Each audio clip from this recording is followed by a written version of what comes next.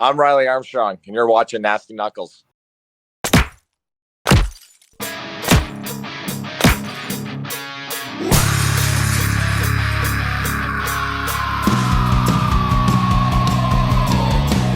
You're listening to Nasty Knuckles, the Hockey Outlaws podcast, with your hosts, Derek Nasty Settlemyre and former Philadelphia Flyer enforcer Riley Cote, as they go behind the scenes with your favorite NHL players.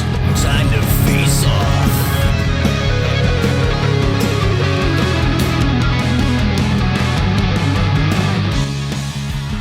All right, welcome back. What's happening, Nasty? What's up, Regarelia? Ready to rock today? I'm ready to go.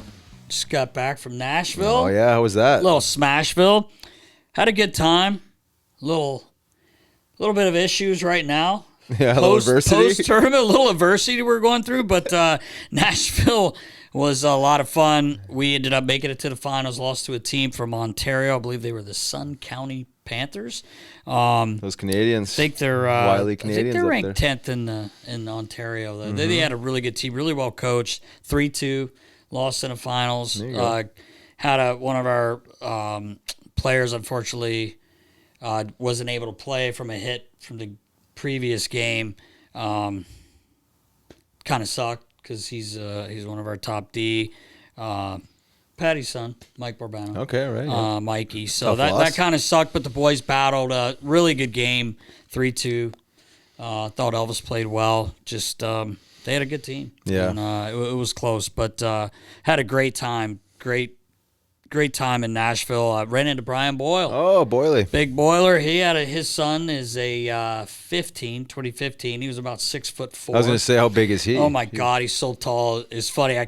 Without even seeing his name, I knew who his kid was, looking on the ice. But talked to him for a couple minutes and told him he needed to join the show. And he said he'd like to. Needs to. Doing his work on the NHL Network with our boy Rupper a lot of times during the week. But, great trip. Now, where the problem comes in is, we play Sunday, get to the airport, check everything in. Elvis's equipment doesn't make it. Still don't have it in our hands. Oh, man. And so we missed practice Monday, Tuesday. Wow, that's got to be a devastating blow for the Settlemyre family. Well, Elvis he's developing some anxiety now because this poor kid, I feel so bad. He's so worried. Everything's in there. Everything he's wearing is new. His pads were new, his chest. Oh, so he's still practicing with other gear. No, I mean, that's the shit he's wearing, but it's it's literally, he just started wearing it this season. Oh, it's I got you. 2 months old, if that.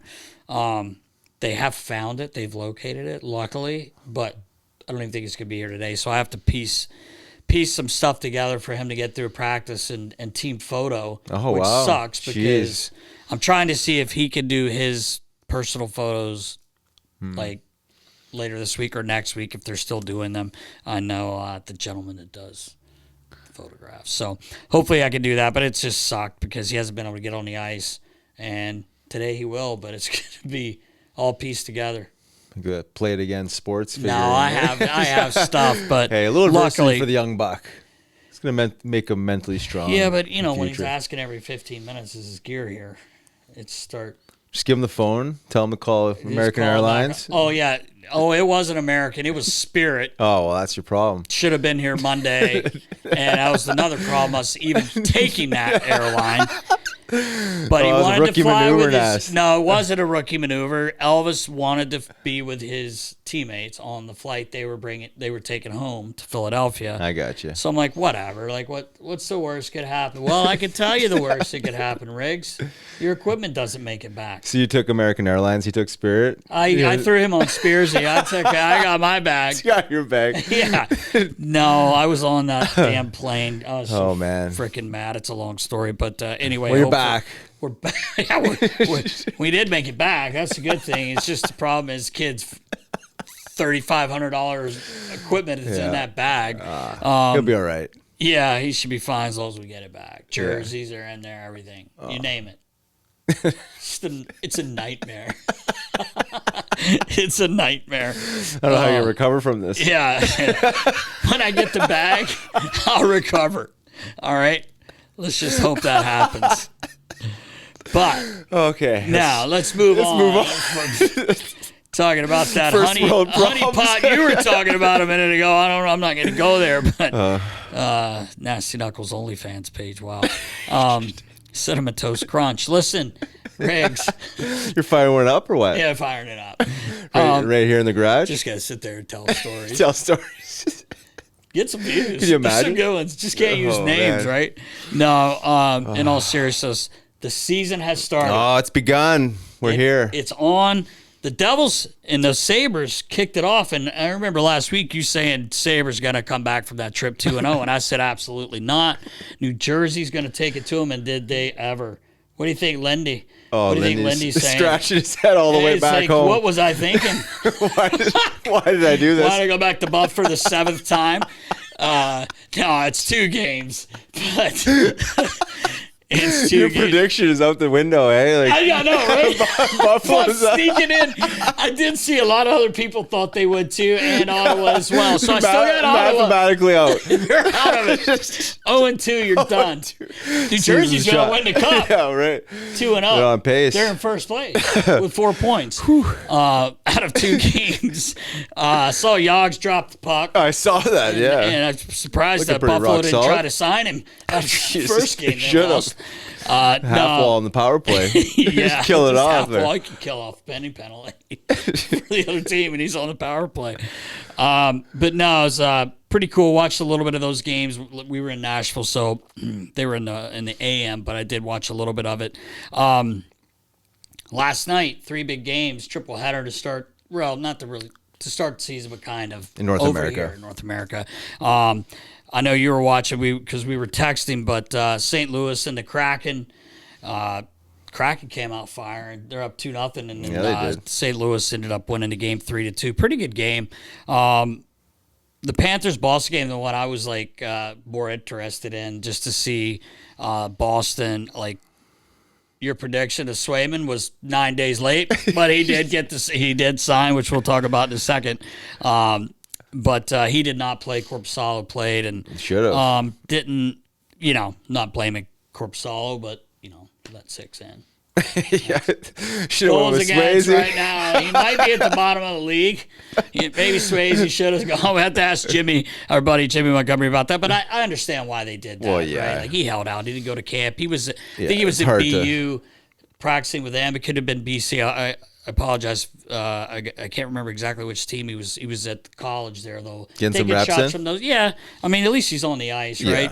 But I'm sure he'll start. Their next game's at home. I would think I'm so sure after he'll- that. Fresh yeah, ticket. yeah. It was 6-4. It ended up being 6-4. I don't think it was a 6-4 game. It wasn't quite that close. They got a couple late ones there on Bob. But, A little feisty there at times. Yeah, feisty, which you expect. Bennett accidentally ran into Corpy and created a little tussle. Yep. Little tussle, but Utah actually. I watched that game. I watched the whole game, and man, they're fast. They're buzzing. And I know they've kind of had that core. These younger players that are growing, but they look pretty damn good. I mean, Chicago's Chicago. I don't know where they'll be this year, but 5-2 game.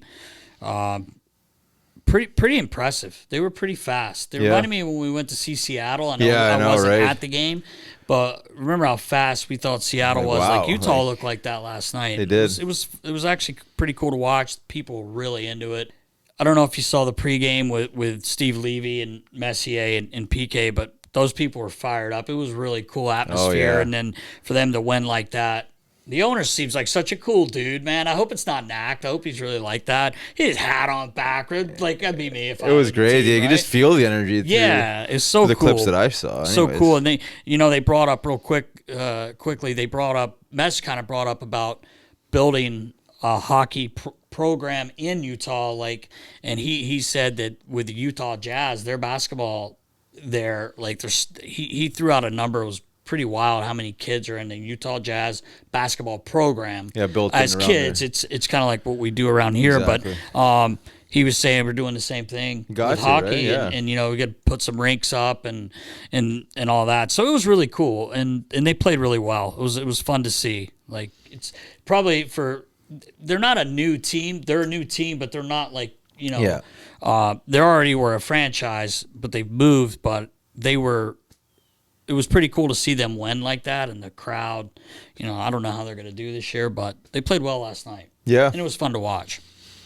Yeah, it was a good start for them. I mean, I think they just needed to get on the map there with a win, get the energy going, get the city behind them, and well on their way. We'll see how that one plays out. But it was interesting. Just a couple of clips that we saw that we were watching this morning. The one goal actually was it the Blackhawks' first goal there with Bedard walking around. Sergachev let him go, and we're like, baller. Maybe you could throw that up because sitting there watching, like, what is he thinking? Like, I saw the goal last night when it happened, and I just I didn't really pay attention to what you just brought up. And like I said, maybe baller can throw this up, but Sergachev literally could have cleanly hit Bedard. Yeah, and he stops. It seems like he was attempting to, and then it kind of just held up, which is really strange. And he went around and made a great little play to Teravainen, who went backhand top cheese. But you're right, man. You brought it to my attention. I didn't pay attention to that last night, but it was a weird play. Yeah, I mean, I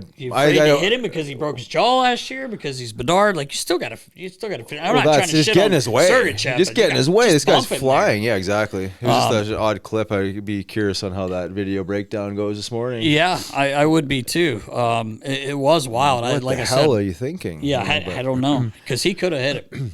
He definitely could have put a body on it. Yeah, it's probably one of those interesting scenarios in games where you're faced with a superstar in a certain situation, and I'm not sure that he didn't want to hit him, but the guy's so elusive. Like, he was playing it safe, but obviously playing it safe didn't help him either on that one. In that situation, Bernard just roasted him.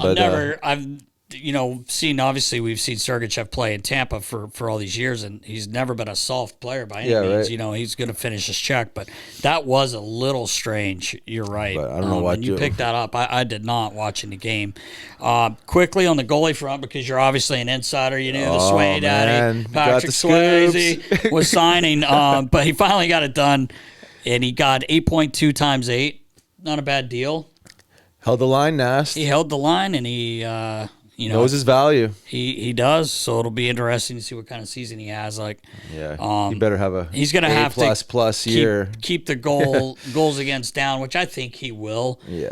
But they're gonna have to find ways to score goals, even though they did score 4 last night. You know how it is when you've been in games where you're kind of up 4. You don't want to get lazy, but you stop.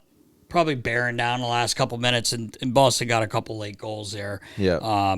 But that game wasn't really a 6-4 game. It was more of a 6-2 game. But it doesn't matter. We'll see Sway Daddy in the net this week. Mm-hmm. They play at home.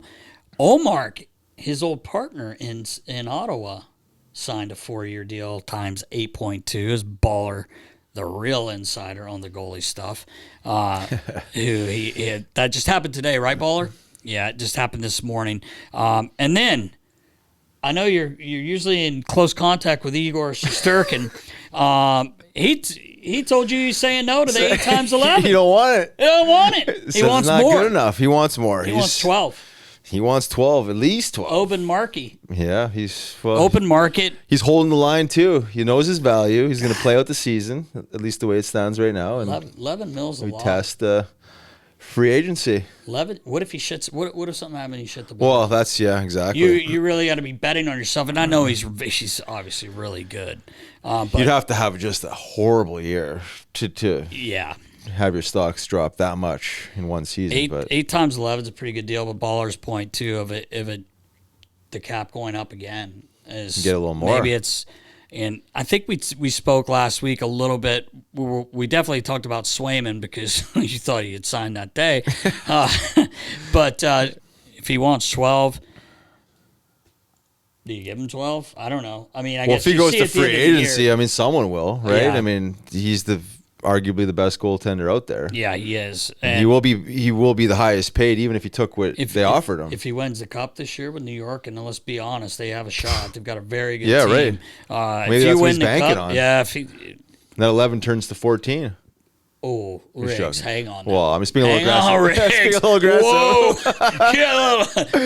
Hey, that's aggressive. Imagine he holds the line where he's offered wins a cup. and wins a cup. And then Vesna, and then goes to free Conn agency. Smythe. Then goes to free agency. They might get 15. What does that look like? And the cap He increases. wins everything. What does that look like?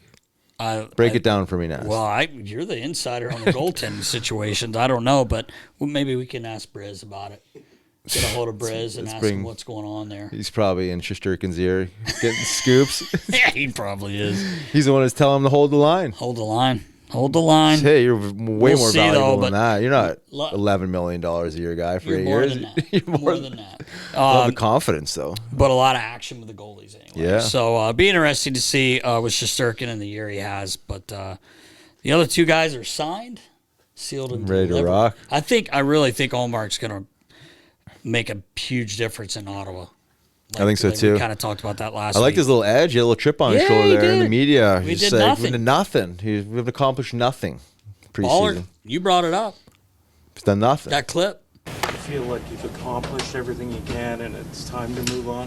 I don't know what you're talking about. We haven't even started the first game of the season. We haven't accomplished anything.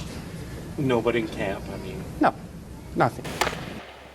But now the regular season started. The season starting. Be interesting to see. I'm heading to Jersey to see the Leafs and the Devs on Thursday. See our boy Oh. Chief. Gonna run up you. there with Neil Little. Sneak up Gonna there. put my suit on, scout with Litz. Why not? I'll come back and give you guys full on report. Bring your little black book. I can't take my black book. No? I don't want Litz looking at my numbers, man. You kidding me? I'll take a notepad. I'm just Bring kidding. bring the old notepad. Speaking of Litz, I had to tell that story about Neil Little in Albany that year when Nitty got ran. And he wasn't on the bench. He wasn't when I on the turned bench. around. Well, he's busy. Where'd you go, Neil? He was tied up. Kind of. Yeah, Kind he of. was. Yeah. It was weird. Happens. The way I found him in the locker room was different. We won't go there. That's the only fans page we're talking about. You get that full story there. Oh, man. Okay, just kidding. Maybe. Listen, Riggs. Season started. Everyone's excited. Jett Luchanko. Yeah. Spoke a lot about him last week. The speed. Looks like he's going to be on the opening night and the opening night lineup. Yeah. Well, he's cracked the roster. He's around. I know. It's pretty He's on the cool. trip. Just pretty exciting for a kid. You know, maybe didn't know if he was going to. Obviously, he said he came to camp with the idea he's going to make the team and impress, and he has. Yep. Obviously, he's got the speed.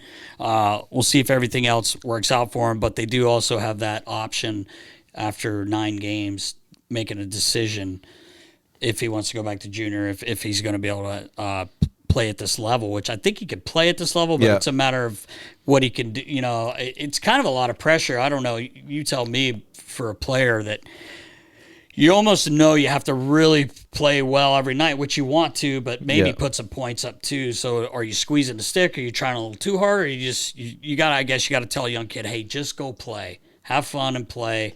You also got Torch back there barking a little bit, and I don't mean that in a bad way. It's a little bit of pressure for a young guy, but if, like you said, if he puts a few G's up, a few points, plays well with, looks like he's going to start with Farabee and Brink Bobby Daddy. Brink. Yeah, the Brink Daddy.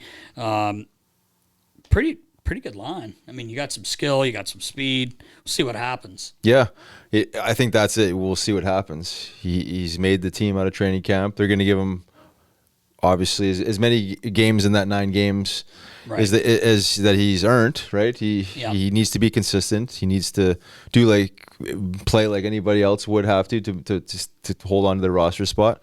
I think for him, as long as he's producing and doing the things he needs to do, not just producing point wise, but just winning the puck battles and taking pucks into speed with that high energy and kicking it out and doing all that good stuff. I think he has a shot to stick around all year long. I mean, I don't think they've discounted that. They're giving him the shot here. Right. So now it's just up to him to perform. He's got to stay consistent. I think that's the whole thing, right? It's like you can have one good game. Yeah, right.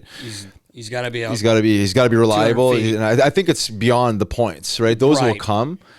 I think towards the challenge will be to like, can you do these, these smaller details consistently? Can you win these puck battles, and can you play away from the puck? Because on that line, he's going to be probably playing against some, some higher end guys. So it's just time will tell. As long as he brings it and he continues to get better, and they feel like he's playing enough minutes. Right. I mean, he's got to get the reps in, and he's got to play enough that he's going to develop. If they find that he's not, then obviously I think it's an easy decision if he's just not getting enough minutes and just not doing enough. But I'm excited to see him. I mean, he's obviously open to the challenge, and pressure is pressure, right? I mean, it's not going away. Whether it's Torts or the next coach or whatever else, the pressure is only as grand as you make it, right? You have an opportunity to stay in the NHL, so take advantage of the opportunity and have some fun with it, right? Yeah. I mean, I think one of the big things is he skates so well. That's it. It does make the game easier when you skate the way he does, right? So, and I'm excited as well to see how he does. I wish the best for him. Obviously, I hope he can, play the right way. Be really good on the defensive side of the puck, which is what Torch is probably really looking at, and maybe can throw in some points, and he'll be here all year. Yeah, I'd like to have been a fly on the wall in these conversations to just kind of understand like really where their heads at. Like, is it one of these like we're just gonna give him the 9 games and we kind of expect to send him back to juniors, or is this like we're giving him an honest shot here? Yeah.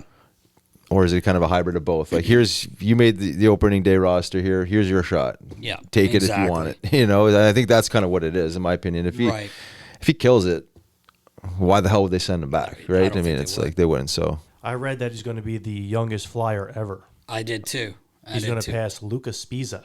Oh, Spies. Well, he was here that year. Yeah, he was my roommate. Yeah, he lived with me for half a year there. Good guy.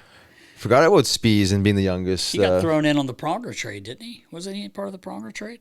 Spies. He ended up having a pretty good career. Yeah, he did. A long time. Yeah, man. we should get him on the pod. Yeah, we should get old Spies. I wonder what he's up to these days. We gotta find him. I ran into him in Vegas a few years back. He was still playing though, and I actually ran into him in New York a few years back. Might have been my last year in training camp. He was there at camp. I don't think he made the team that year, but he may have made it. He may have been the 7th guy there. But anyway, it's exciting. Speaking of Jett and the 9-game thing, I was with Scott Lawton the other day. He came by and we were talking, and that happened to him.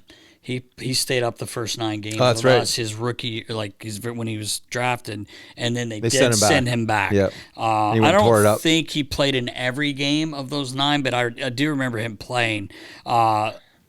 Speaking of Lots, we were talking, and he said you guys had a great session where I'm always joking around about the djembe drum, but he loved it. He couldn't stop talking about it. You guys had a little session, and he said it was awesome. Yeah, he's kind of been curious for a while and asked me questions about it, and he kind of understanding the neuroscience behind it and the why behind it. So we got together the other day and banged on the old djembe for about an hour or so, and he instantly felt what he thought he was going to feel from it, and just like that presence, all the stuff we talk about, and just getting in the zone and finding that rhythm, like no pun intended, but But the fact that he was, curious and asking questions about it, there's no question that when he started feeling it and getting into that groove, that he would enjoy it and really kind of understand the essence of it. So it was fun. It's just. It just kind of just reinforces, what I'm doing with it, and like everyone that kind of touches it and feels it, they say essentially the same thing. So it was cool to see Lots again and be able to spend time with him like that. A lot of times it's like the podcast stuff, and we kind of shoot the shit a little bit, but to get a chance to kind of hang out with them and bang the drum. Yeah. So he couldn't stop talking about it. Chloe is due the next 2 weeks. She looked beautiful, man. Just glowing. She was so excited, and of course I probably said something probably shouldn't have. Yeah, but she laughed and she's like, "Oh, Nasty, you're just never gonna change." I'm like, "I'm not." You haven't changed since she saw you at the TD Garden. TD Garden? Yeah, no, but she looked great and really excited for them. Yeah. Exciting times. Lawrence is our guy, and I ran into Coots, got to talk to Coots for a few minutes as the boys were leaving yesterday to head out to Vancouver for their first game this Friday, and he said, I'll come back on the show. He's ready. If you guys want me to come back on, I'm like, well, we'll pick a good... We cracked him open. Well, we did. We got him open and talking, and now he enjoyed it, and he said, I've been watching more now because of, coming on, and he did enjoy it. So we'll get him on again, and I think it's about time. It's that time, Nas. Yeah. 175. Really? Ready to rock. Can't believe it. 175. Wow. Riley Armstrong. Welcome back. I'm Riley Cote. And I'm Derek Settlemyre. This week, we are super excited to have this young man join us from born in Lloydminster, Saskatchewan. I love saying Saskatchewan. Oh, you do. But he had to move because he heard Scotty Hartnell was from there, and everybody knows about Hartsey. So he grew up in Saskatoon. Signed with the San Jose Sharks as a free agent back in 2004. Played 12 pro seasons, 2 games with the San Jose Sharks. Has been an assistant coach, one in Wheeling for 2 years, if I'm not mistaken, 2 years with the Phantoms, and also the head coach of the Maine Mariners in the East Coast Hockey League. But now this gentleman is the director of player development for the Philadelphia Flyers. What a great job. Please welcome to the show, Riley Armstrong. Riles, what's up, brother? Hey, what's going on? I think it's pretty cool. We got the same nickname. Hey, like Riles, like you never know who you're going to talk to. So yeah. Make sure you're clear with that. All right, Nasty? I got you. And you know what's funny? Last week, Riley, we had Nasty Marasti on, and Riggs was like, "Well, who's Nasty number one?" I'm like, "Dude, give it to him." Yeah, because he's now number 2. He's called number 2. I'll be number 2. I'll be number 2. That's fine. I don't want to be messing with old Nasty Marasti. Right. But what's going on, brother? Busy summer, man. Exciting time right now, especially with what you're doing. All these players coming into development camp. We were actually there for that. And then you just had, your rookie camp leading into main camp. How's it been so far? Yeah, it's been a nice transition. I think with the staff on the development side that we have in place, adding in John LeClaire, Patrick Sharp that you've had on the show, Sam Moran, Chris Stewart, Sammy Kapanen, and a fellow Saskatchewan Awanian, Nick Schultz too. Yeah. It made the adjustment coming over to like the management side of things a lot smoother than anticipated.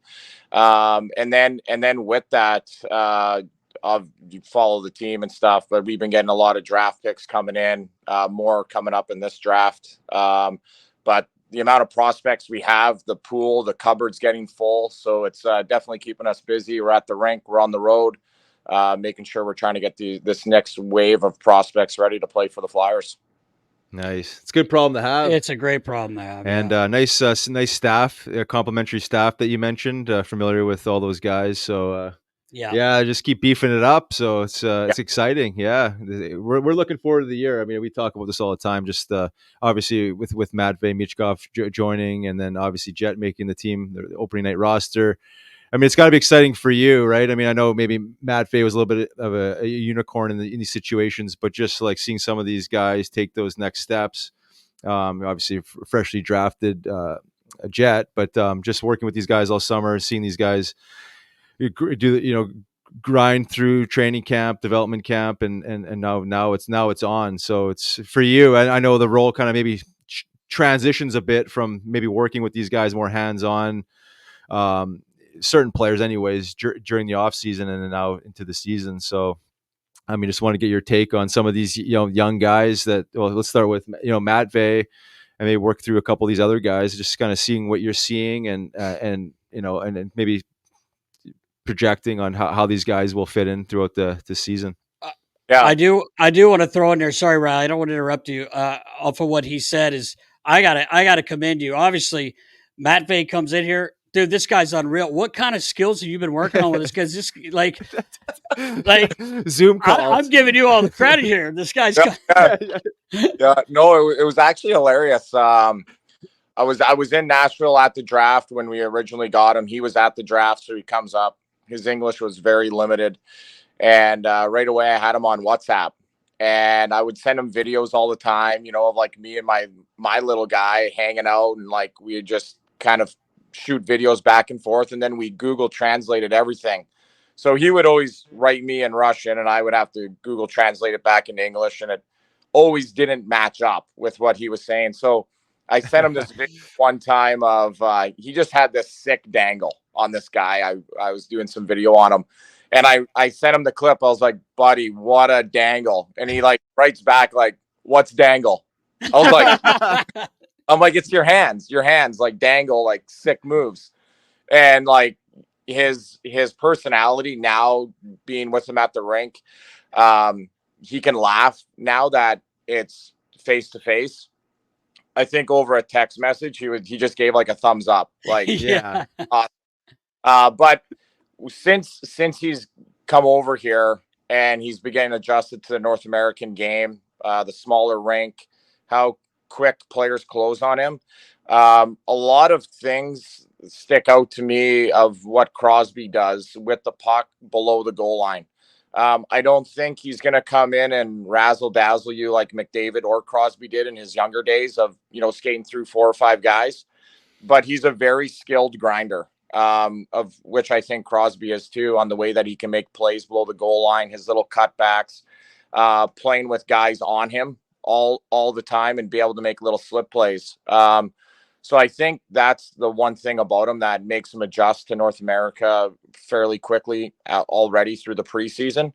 And then the other thing too that stands out is his ability to see through layers when he has the puck on a stick. A lot of guys just see that next play, but he can already see through the back door, to 3 or 4 layers through sticks, skates, and legs. So, that's definitely not something that is taught. I think you're kind of born with that skill and that ability to make plays, but being out there, he loves to score goals. I think the only other guy I've ever seen working with is Tyson Forster. Okay. Like Tyson loves scoring in practice, and he'll let he'll celebrate. And Matvei's the exact same way. He absolutely loves it. So I think for the Flyers to have a player like that is just unbelievable to add into the top 6. Yeah, 100%. It's crazy because we talked to Danny Briere about him as well, and you don't want to put a lot of pressure on him, but it's almost that he's putting it out there because of the player he is. Like you're saying, like I can't remember. We may have talked about this last week, but having a player of his stature, what he could be, since probably Big E. I mean, as a kid, and like you said, like it just in watching him in these very limited games that we've had to see him, the little plays he makes in small areas.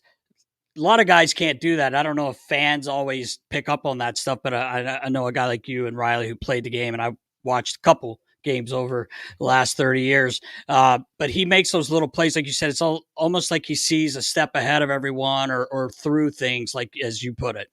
Yeah.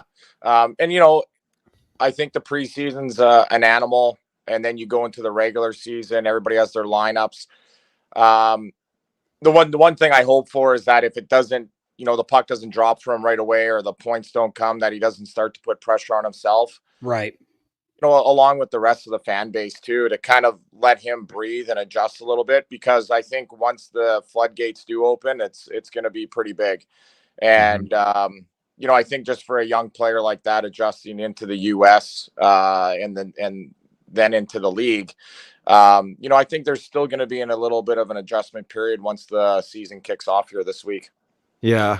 Now, I will say, and you kind of alluded to it, it's just his willingness to score goals and the want there, but to compete, right? Like he seems to really have that, and he has fun doing it. He seems to like really enjoy grinding in there, and you said mentioning scoring goals, but his attitude, at least what we've observed from afar, with his limited English, like he seems to have a good, personality and character and sense of humor. So I think however it plays out, he'll find his way, because I think he has the compete, he has the attitude, and obviously he's got the rest of the toolbox there. So yeah, definitely. Your thoughts are on just being around him and just the way he's carrying himself. Obviously he hasn't really experienced the pressure yet, but it's right there in front of him. Yeah, I think he'll be able to handle it. It is pretty comical though. I was watching the rookie games, even the preseason games, and his English is not right up there, but he loves the power play. Like this guy, I'm hoping he can change the power play from the last three, kind of get them trending in the right direction there. Yeah. But he goes out there after they had a meeting with John Snowden during the rookie games, or even with like Rocky or whoever with the exhibition games. Then once they break away from the bench, he's the one pointing to everybody where to go. So I always like Frosty and like those boys. Hey, what was Mitchie saying there? You know, because I wonder what he's just barking. Hey, you're over there. Right. Get me the puck. Get me the puck. Running the quarterback. Yeah. So it's pretty cool how he's already interacting. I think it goes to the group of guys. I think the number's like 13 or 14 players on the Flyers roster is under the age of 23 or 25. I think that's the number, somewhere in there. So those guys have done like a really good job of bringing them in, making them feel included, which has kind of allowed him to express his personality and kind of take control in those areas.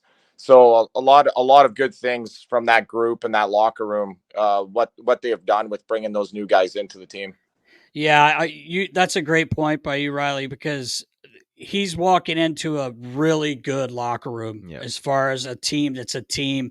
I saw Scotty Lawton and Cooch yesterday. I was talking to them a little bit before they took off, and they couldn't say they were raving about him, but his personality and having a guy like Coots, TK, Lawtz, and the whole leadership group. It's not just those three, obviously, but that has to make his transition a lot easier coming into when you got guys. And Danny even had said to us, like, he had guys calling, hey, can we help with him? What do you need us to do? We'll come early. Like things like that. That's huge for a kid coming over like that. Any kid coming over, really. But in this case, it's a very, very special player.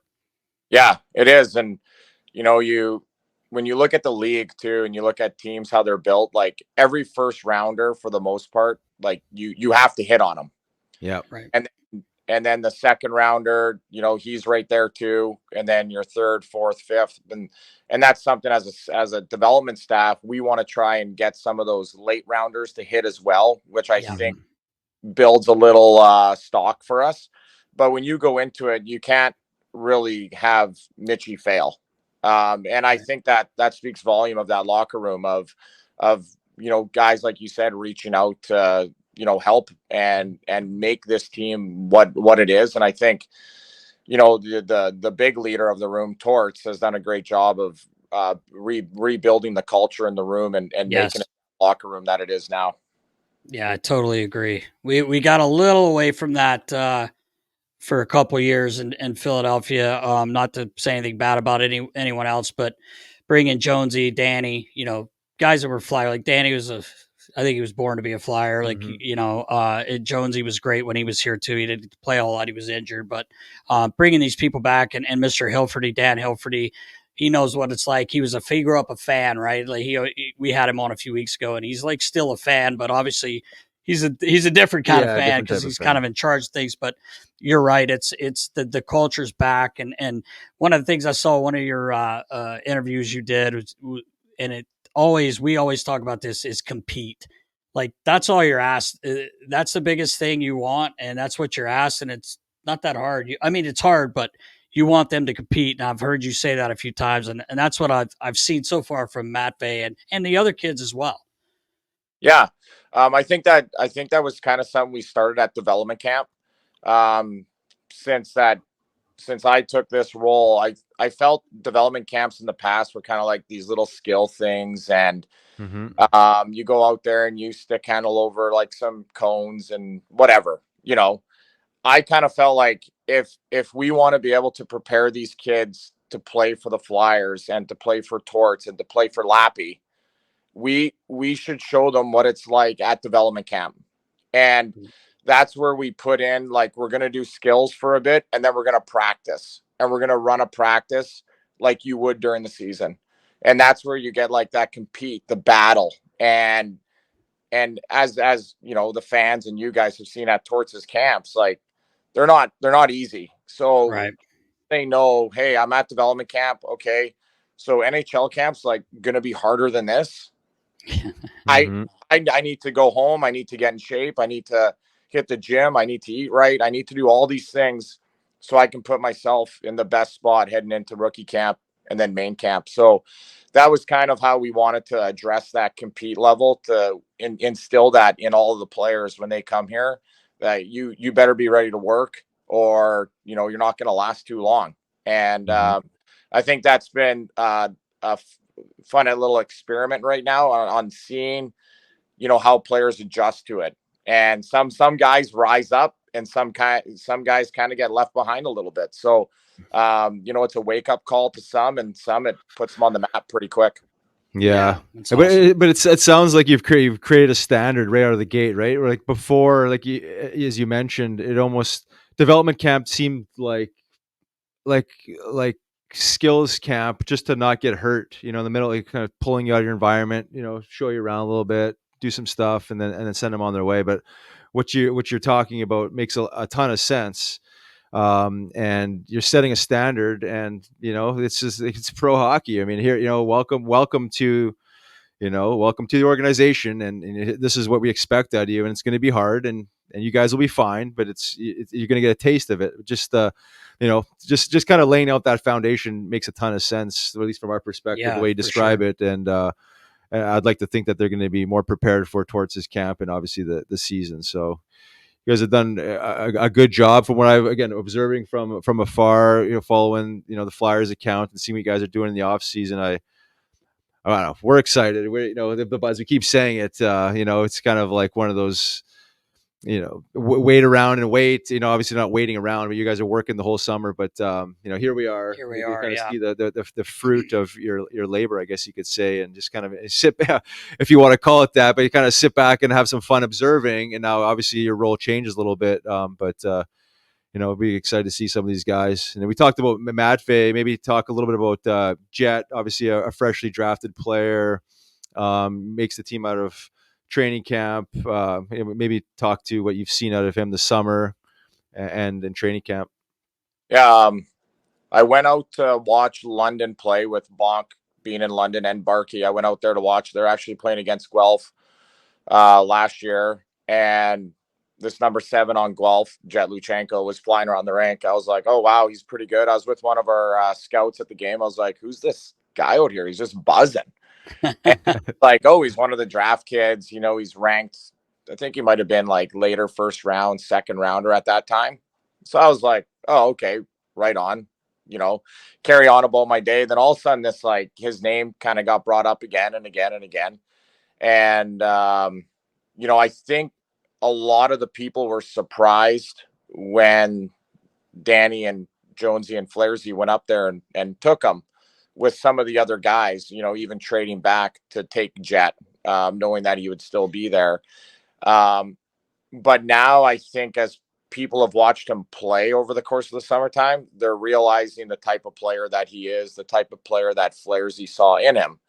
And the way that, I don't know if he's going to come out and score all these points or what's going to happen for this year, because I think Danny puts a lot of value in not rushing the kids and understanding, where's Jett in 3, 5, or 7 years from now, and not trying to worry about this year.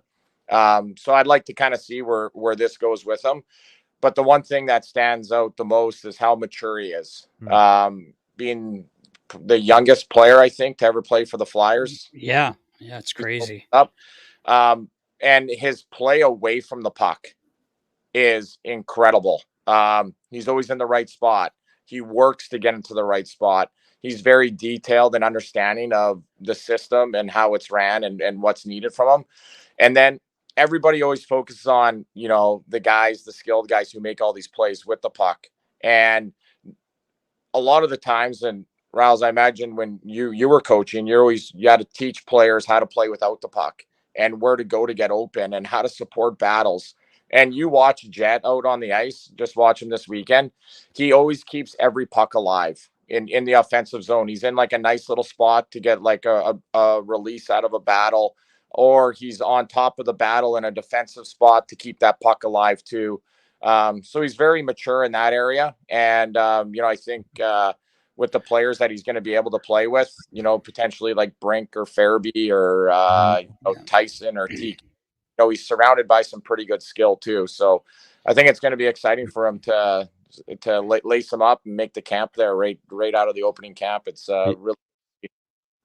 Yeah, it is exciting, and one of the things too, obviously, as you know, is like his speed. Like he's an exceptional skater, and these days in the league, you have to be able to skate, and that's one thing he obviously can do. Yeah. But it's nice to hear, like you're saying, he plays 200 feet. And Yep. that you have to with Torch, right? You have to, especially as an 18-year-old. I mean, you have to be exactly. reliable in all those areas to even give yourself a standing chance, right? So that maturity is, to me, it's not the speed. The speed is obviously nice, but the maturity is probably the very reason why he's still around, right? I mean, the fact that he can think the way he thinks, and like you said, like who knows how many points. I don't think that the brass, you guys are going to be evaluating this solely on points. It's everything you mentioned. It was kind of like Coots, his first year, right? I mean, he wasn't expected to produce. It was just, say shutdown, but it was all those intangibles and being responsible away from the puck. But I'm excited for him. It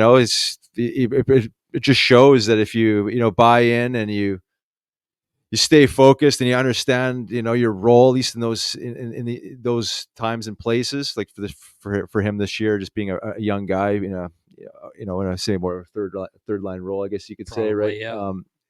He knows what he needs to do, and he knows what type of attitude and maturity he needs to bring every day. So I'm excited to see this guy and see how this thing plays out, because it's obviously going to be determined based on his play. Yep.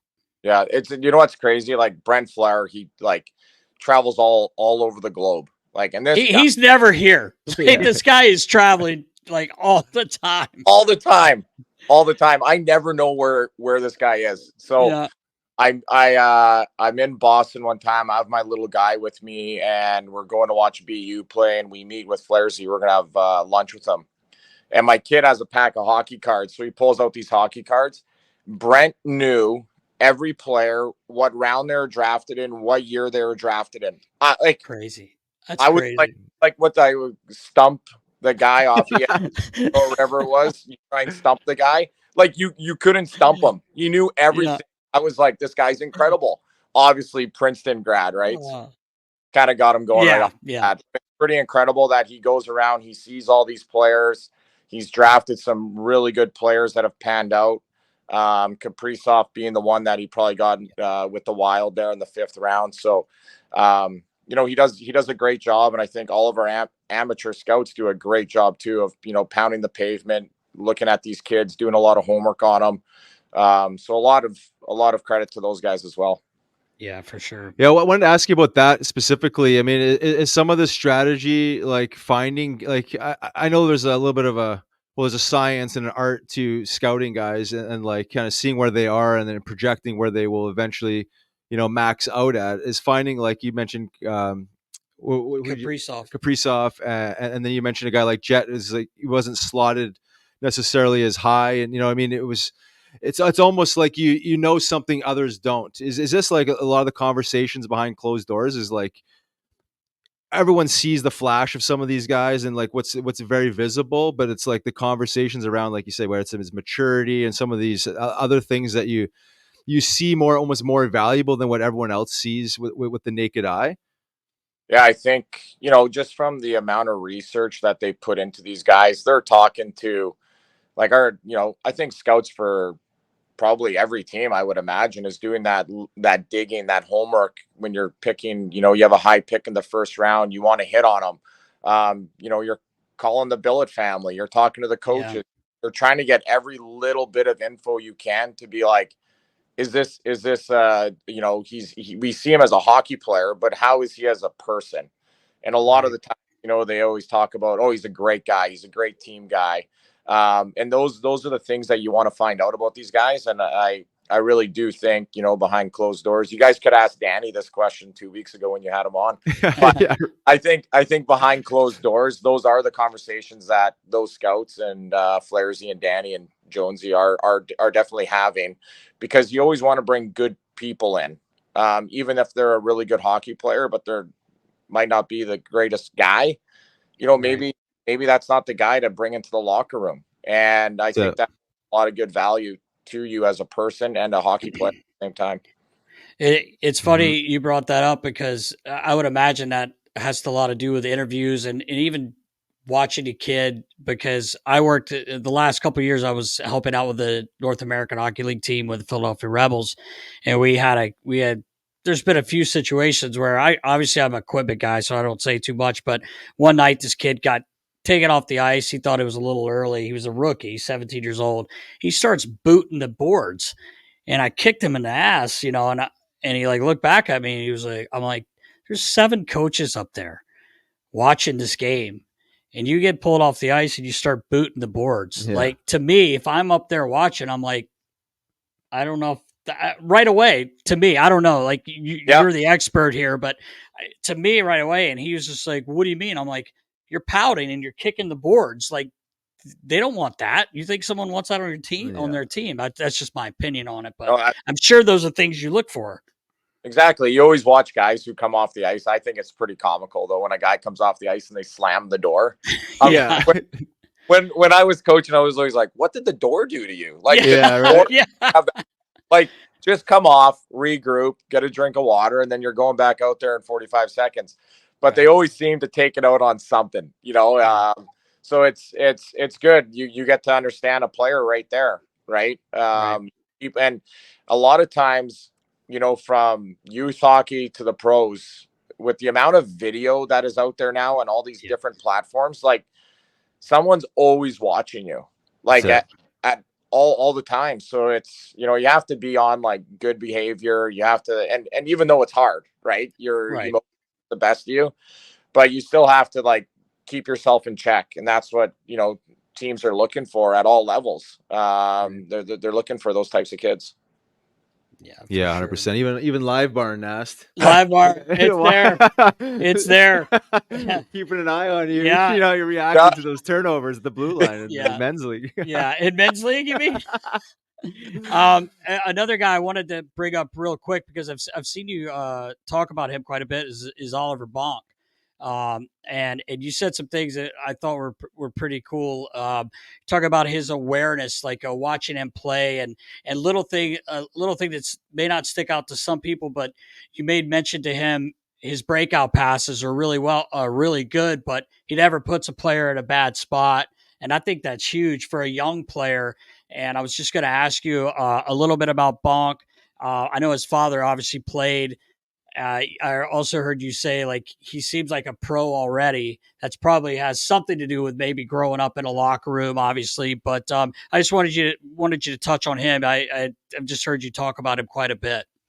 Yeah, I think just with those things that you mentioned, he puts a lot of work in the off season. He takes time being, probably with his buddies and his family to, work in the gym more, not necessarily be at home. He'll leave to go work out. He'll leave to go on the ice. He's always looking for more. And I think that's the best thing about him, is that he's thinking of his career and his maturity level like that, of saying, hey, my buddies will always be there. I want to try and make the most of this opportunity that I have right now. And for a young guy like that to already understand that is huge. I know a lot of guys, they want to go home and hang out with their buddies in the summertime and do this and that. So he's already taken the step in the right direction there. Watching him play in the OHL last year, his body, like when he skated around on the ice, you're like, wow. Like, this guy's incredible. He can log 35 minutes in an OHL game and like probably not even break a sweat. Wow. I felt this year at development camp, him and Hunter McDonald were like men amongst boys. And then once we rolled into training camp, main camp, and then these preseason games, there were some things that popped up on him. Mostly as a defenseman, it takes a little bit longer to develop. It's a hard position to play. You got to work down low with your feet, understanding how to defend, using your stick, using your body, being strong and handling those guys down low. So I think that was like one thing that popped was his skating, of just getting another step in his skating. I don't think he's going to be like Jamie Drysdale and hop around the ring, but his brain will allow him to adjust into different spots. And I think from there, he's going to take his steps over this year as well, playing with London. Hopefully plays World Juniors. London's going to have a strong team again, like they always do. Probably go to the Memorial Cup again. So he's going to be exposed to a bunch of different experiences again this year, which is just going to make him an even better defenseman. I envision him being a stud on the back end for the Flyers in a couple of years. That's awesome. Amazing. I got two things about that. One is London. Huntsy's cheating. This guy's cheating. They always have the best team. They're always getting guys somehow last minute. Paying the bills. Yeah, something's going on there with Huntsy. I love him. But the other thing is, you talked about a little bit about his skating. There's a certain skating coach in Saskatoon. I think she's been doing it for about 50 plus years. Maybe a little weak there with her. You know what I'm talking about? We might have to send him out there skate with my mom a little bit. I know. Yeah. She's out on the ice. It's crazy. Colby and I always tell her, Mom, just retire, just hang him up. But she just loves going out there. Now all of our buddies in Saskatoon have kids, and now they're going out and skating. So now who's getting the phone call? It's getting the call. She's back out there skating around again. Yeah. So that's awesome. She has a whole nother generation of skaters that she's working with. And, it's Colby and I were talking about this the other day. From living in Pennsylvania now, he's in Pittsburgh and I'm here. And like, whenever we get ice here, we're like, awesome, let's go. And then growing up in Saskatoon, like, the outdoor rink is like a Starbucks in the States. Like, there's one on every corner. Like, you just pop out there, wheel around, 4 or 5 kids pop out, and then you just cruise over to another rink. Like, we're on the ice all the time, and the kids down here don't have that. Right. And it sucks, to be honest. You can't even put a rink in your backyard here. Like, it doesn't even get cold. Yeah, true. So, that's right. So it's crazy. Like, I'm like, oh, buddy, we got ice at 6 a.m. this morning. We're going. Yeah, right. Yeah. It's funny you say that because we ran into each other midsummer, I think, at that tournament, or maybe near the end of the tournament, but or the summer, sorry. And my son plays over at PHC. He's a 2014, and they're really good. Tom Bunning's the hockey director there. I don't know if you know Tom, but he's unbelievable with getting ice for the kids. Like there was a couple times in the summer where Elvis was doing these tournaments, and I'm like, hey, is there anyone on in the morning? No, come on over. Give us, like you said, you get that ice at 6 a.m. But they do a really good job of they have this little futures rink, which is now named after the Gaudreau boys. Awesome. So he always he has that available a lot, and he never charges. It's open if you want to bring the kids over. It's cool. But I know your son's still playing in the Lehigh program, right? Okay. Yeah. Hey, talking about your son though, I heard that the 14s came up to play against the Phantoms 2014 AAA team. You guys beat us all weekend. Put a whooping on you guys, I heard. They did, and I'll tell you what, they were really well coached. I think they picked up. It's funny knowing this. It's like it's an NHL team, knowing that 10-year-olds picked up 4 new players. But everyone's whatever. It's like some of the parents follow it so heavily. I don't follow it like that. I just worry about like the team and how they're playing. But yeah, the first game, Elvis played the first game. I think you guys won 5-4, 4-5, 4-3, something like that. It was a really good game, but man, they played really well. They were then they spanked us the second game pretty good. So we went 0-2 that day, and I don't think it was expected. But yeah, don't worry though. We're down at PHC on Sunday, and their 2015 team took it to us. So they got a pretty good team now. When you're talking about it, we're looking to recruit 4 more players too. So, so the 2015 team's going to be looking, to build up here. Yeah. And Riles, huge props to you. Your jersey is still up at the Steel Pub. Still going. Yeah, still right. Going. Still, man. Is it right beside Clarkie's jersey there? Yeah. It's awesome. And that's hilarious. Keith Krem, who runs our program, also is with Clear. Clear Rum, yeah. So he does a really good job there too of getting ice, just like you said, what you guys do out there too, and still trying to build hockey here in the Valley, of continuing it to grow and keep it going. So, I man, youth hockey is a different animal than pro sports. It is insane. It is. With how stuff goes, and it's just different than how it's ran in Canada from when we grew up, where we had to play in our zone. And if you lived in this area, you can only play for that team, Right. And you come here and it's like a Shark Tank. You're going out there and people are trying to recruit you to come here and go there and all this kind of stuff, and you can play wherever you want. Yeah, it's crazy. Yeah, isn't it? it is crazy. You're right. Yeah, it's it's a different animal, I'll tell you that. Yeah, I think it's our PHC 2013 team. They have a kid from Dallas. Yeah, just Like, find guys anywhere. Hey, like literally, he's staying here. Yeah. Like, and his parents come in and out. And I think next year his brother's a 14, and I think he's coming. Oh, So hey, there you go. I'm not. I don't know if it's gonna happen, but I just was like, the kid's 11. I think he's 11, or maybe he's a 12. But I'm just like, this is crazy to me. Like, you're coming this far to play. But you're right. I think I heard you saying that before when you were on their podcast with this deal with Keith there, and you were talking about that. You had to play whether your team was good or not. You couldn't pick up and leave. Yeah. And they're like, one of my friends, guy I know, his son's a 14 as well, and he drives up to Connecticut to play for Mid Fairfield for the elite team. He's on the elite team, but dude, you're sitting in 3 hours to get to practice, 2.5 to get back. That's too much for a 10-year-old for me. I don't know. Yeah, you got that right. A little much. Yeah, it's a lot. Yeah. Well, you're doing a hell of a job there. Your Kremer's awesome. I worked with him, for a bunch of years back in the day. But he's, he's got the pulse on the players there, the program, and just like how much he pours into it. He does a hell of a job. So it's nice to see you guys, continue to grow the game there and just keep it real because I guess it's a squirrely world out there, the youth hockey world, and like as you mentioned, there's so much fluff and politics that's going on there. But it sounds like your heart's in the right place, as well as Keith. It can at least speak to you guys, and just keep doing what you're doing, and laying out some good positive hockey programming there. So yeah, for sure. And you mentioned the skating thing.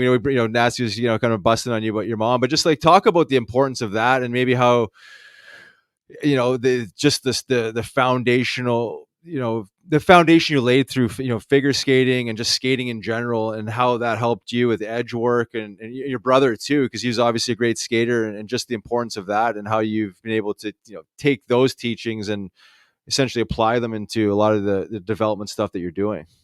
Yeah. Geez, I think I would have been in grade 3 when my mom put me into figure skating, and she was my coach. And we'd wake up. The figure skaters had the 6 a.m. ice slot, right? And we'd always wake up before school, and I'd go out there and constantly working. Now you don't have a puck, right? So you're just skating. Mm-hmm. And as I got more comfortable in the figure skate, then I started doing like some jumps and doing that type of stuff. So I think from that standpoint, it was more of a balance when you're landing on one leg after rotating in the air and finding where you're at and then landing and being able to hold that. I felt that it developed like my hip muscles, like those little hip muscles or your little knee muscles that no one really focuses on. They want to work like the big muscles. But when guys get hurt, it's always like those little tears in those little muscles, or you get those little tears in your hips. And I felt that figure skating had my core of like my groins, my adductors, my hip muscles and all that. I had like a really good base. And so when you watch a player skate now and like you have them hold an outside edge, but they can't hold it and they have to like put their foot down because even though they're 20 some years old, their hips still aren't strong. Like they haven't developed those little muscles, those stabilizers that keep you in that core spot. So I think that was like the biggest thing. And then after that, I would go from figure skating and then I'd do hockey practice like an hour later or whatever. And I would just be adjusting to different rockers in your skates, from the skate to the hockey skate. And after a while, it just became second nature. I could just bounce kind of back and forth between the skates. But but I always found that I was strong on like a cutback in the corner, or multiple cutbacks, and understanding how to like position my upper body from my lower body, and being able to like hold guys, and do that type of stuff. But still, to this day, I'll be skating with my son or even guys out on the ice, and I'll take like a video of them and I'll send it to my mom, and I'll be like, "Hey, what do you see here that like I'm not seeing?" And right away she'll pick it out like no problem. She's like, "Oh, he could have more ankle bend," which brings me into a lot of people always say bend your knees, but now it's like, let's bend our ankles. If you bend your ankles more, your knees will bend. And I think that's what a lot of people do miss on it. And that now you've noticed a lot of players not lacing their skates all the way up to the top. Yeah. And that's creating that ankle flexion and having that shin flexion or shin ankle ice that puts you in that spot more than ripping your skates super tight where it's like a cast. Yeah. And I make fun of this because, Nasty, you probably know this, but Danny, he would take his sock tape and rip it around his ankles like a cast. Eh? I'm always like, man, how did you even skate? Like, look at everybody now. But he would fly around and scoot around out there. So I think everybody has their own thing that feels comfortable for them, but it's getting them to really understand how to get into that base. Like, you look like Owen Tippett now skating, like 2-3 strides. He's like top speed flying, like one of the prettiest in the league. You know, so I think from that whole standpoint of really understanding how your body works and how your joints work to make you a better skater. Yeah. Tongues out or tongues in? I was a tongues out guy when I played. Yeah. And it felt more natural for me. And I don't know, like I tried going tongues in and I couldn't do it. Now my son though, he's tongues in. He doesn't tongues like in. But oh really? You know, he likes his own thing. So yeah. You know, he does whatever he wants to do, whatever feels comfortable for him. But I could never go tongues in. I don't know why. I know, Riles, you were tongues out too. Yeah. Oh yeah. Style points. He wanted to look like Kovalev. Yeah. Oh, that's exactly style. like Kovalev. Dude, he had the best style. Hey, I gotta tell him this story real quick. So I always loved Kovalev. Like just his jersey looked perfect. The gloves, where his pants ended, so the tape right where it was, like nice did the tongues out. So when he was playing in Florida, one of my good friends, who's actually the head equipment manager now in New Jersey, he was in Florida at the time, Chris Capetto, everybody calls him Frosty. And I was just like, dude, I love this guy. Like, blah, blah. He goes, oh my God, he's unbelievable. He goes, hang on, let me go grab him. I'm like, no, dude, I don't want you to come in and tell him. He goes, no, hang on, he's cool as shit. So he brings him in. And so we sat there and shot the shit for a little bit. So I had told Frosty, like, I always try to do my gear like his because I suck at hockey. As you know, you killed us a couple years ago. But I look good if you just see me standing there because I do everything like he did. But he signed a jersey. They sent me a jersey and he signed it and it said, "Too Nasty, I love your on ice style." And he signed it. I was like, this is the coolest jersey I have, man. But anyway, to tongues out there. Yeah, Riles definitely out, went tongues out. Yeah, well, I was kind of joking when I said it. Like, I wasn't sure. Obviously, like, it's personal preference for guys. But I get, with what you were saying around like the ankle flexion, and like, is that even like talked about, like tongues in versus tongues out, or is that just purely style? As far as like what guys like, is that anything to do with actual like being able to extend the stride anymore, get deeper in your stance or anything like that? I think tongues out came a thing along with style, but able to get more. And I think when guys were going tongues in, they started taking the eyelets down of their skates. I got you. Yeah. To bend more. And then I think once you're tongues out, you're just tongues out, right? Like you can't tuck them back in, like switch it from game to game. Yeah, right. If Ovi went tongues in, like I know, right? Yeah. It was throw you for a loop. I think you would notice it right away too, right? Like, something's different here. Yeah, I know, for sure. Yeah, exactly. But like Nick Delorier too, he's tongues out. Yeah. And geez, like talk about that guy. He's tongues out, rips around the rink, sticks up for teammates, drafted as a defenseman, and now playing. Like, what a guy! Like, ultimate guy, tongues out just like you were, and just just punching people in the face. It's good, and the boys love it. He's probably the guy in the room that really keeps it going. He's awesome in there.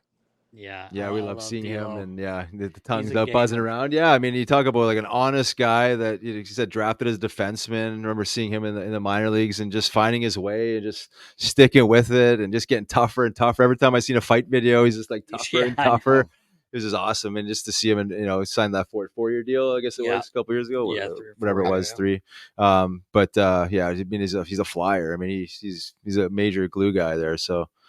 I like to see that. And then just building off the skating stuff. Like I heard you speak on a podcast or two just around like, obviously the importance of skating, right? And you still like that still being like a foundational teaching. Cause as you mentioned, like he's like, I hired Slava as a skating coach when I was 23 years old. And like the things you talked about, like those edges and like the weakness in the hips, like that was all stuff that I experienced. So like, you have a pro guy with all the skill, drafted, all this other stuff, and then like humbling them when you bring it back down to basics. Maybe talk about that a little bit. Yeah, there's a lot of things I do with my kids team and like other kids in the program here, and I run a camp in the summertime too. And I go on the ice and we have no pucks, and it's strictly just skating, like forwards, backwards, inside, outside edges. We do 3 turns to pivots from forwards to backwards. And a lot of it is a lot of guys, when they skate backwards, they want to do crossovers because they see guys in the NHL do it. But to understand how to shift your weight from side to side, which actually makes you skate, and understanding the importance of that, not just wiggling down the rink. And once guys realize that, it kind of shocks them off the start when they're pros, because they start to shift their weight and they're like, holy crap, I'm like moving fast. Instead of doing all these crossovers. And from a teaching point on that, as a forward coming down the rink, you want the D-man to cross their feet. Yeah. And the D-man, and I think Nick Lidstrom was probably the one who was the best at it, of just like never doing a crossover and never got beat one-on-one. And I think that's kind of how the game has changed into that, of understanding, your weight shift, of how to cut over without doing a crossover where you can get exposed in a change of direction. So there's a lot of stuff with that. And then there's a lot of stuff that I do on single legs, like just going on your left leg, inside, outside edges. And then one that I like to do is put a puck under your right skate and you're on your left skate. So now your brain is telling you, okay, I can only have my weight on my left, but everybody wants to put it on the right because the puck's there. And there are some of the the biggest fails that I've seen. Like you could have a blooper reel of pro guys falling to like 10-year-olds falling. And the 10-year-olds get like pissed off. And you're like, buddy, just out with some pro guys like 2 weeks ago and they fell too. Like they don't understand how it's supposed to go. But once they get it, you can kind of see how their whole skating changes on understanding the weight shift that you have to do as you're skating down the rink. Amazing. It's hard. It's hard to really get that feeling in your body when you're doing it. And it is a feeling, right? Because I think at the start for a lot of these exercises, it's like thinking, right? Like you're now like in the head and you're trying to process information until you get that feeling, and then all of a sudden it becomes like second nature, right? And it's like now it's like programmed in you. You no longer think about it. Yeah, you just do it, and I think that's like it has to happen at a young age. A lot of these kids, they go to like a camp and they go around, they scoot around all these cones, rip the puck in the net, but they're not even like turning the proper way. Yeah. So now when they get into a game and as they get older, they really don't know how to skate. And then that's what holds them back from doing anything. So I think it's really important to, first of all, go out on the ice. And that's how my mom did all of her camps. I remember we would do camps for 45 minutes on the ice, no pucks. And people would be like, what are you going to do for 45 minutes with no pucks? And my mom would always be like, oh, trust me. Don't worry. I got you covered. we can do a lot. So I just think having that foundation of being a skater is the most important part. When you try and grab a kid who's 23 and correct their skating, it's much harder because they've developed that muscle memory already from whatever they've learned growing up. So it's hard to change their skating. But if you have a kid who can't stick handle or shoot the puck the right way, you can change their hands and the way they shoot by just doing reps. Right. Like you can easily develop that a lot quicker than, okay, we have to like totally change your skating stride. That's like a whole summer, potentially a whole year of skating to make them change at that age. So Yeah. I think, getting a skating coach is unbelievable, through your teenage years or even younger, that will help you become, potentially, be an NCAA player or play major junior and things like that, and allow you to chase your dream.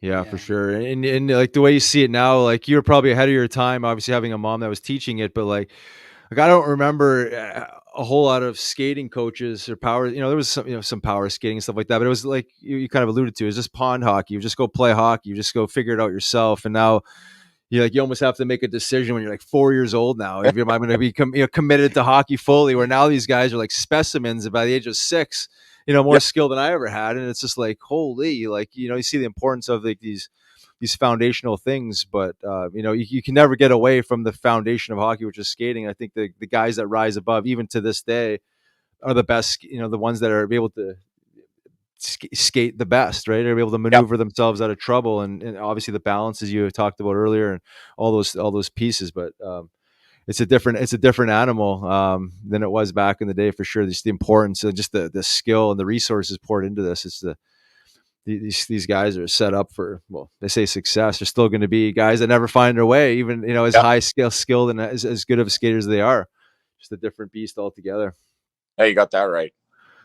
And then the other thing I want to ask you about, just around like the coaching stuff, I heard you talk about coaching guys to to attack through middle ice, right? I mean, you always talk about the perimeter players and this and that, and I just wanted to get your take on like how challenging is that to teach? It's like it's a concept when you talk about it. Then you get the puck in the game, and then to think about penetrating these areas inside the dots or somewhere near there. I mean, talk about like what those conversations look like and how you coach that. Yeah, I think a lot of it is coming out of the D zone. So as soon as you get a puck, you always want to get the puck into the middle of the rink and kind of it brings everybody into the middle of the rink, and then you can kick it back out again. I think from the standpoint, everybody is so scared of getting hit.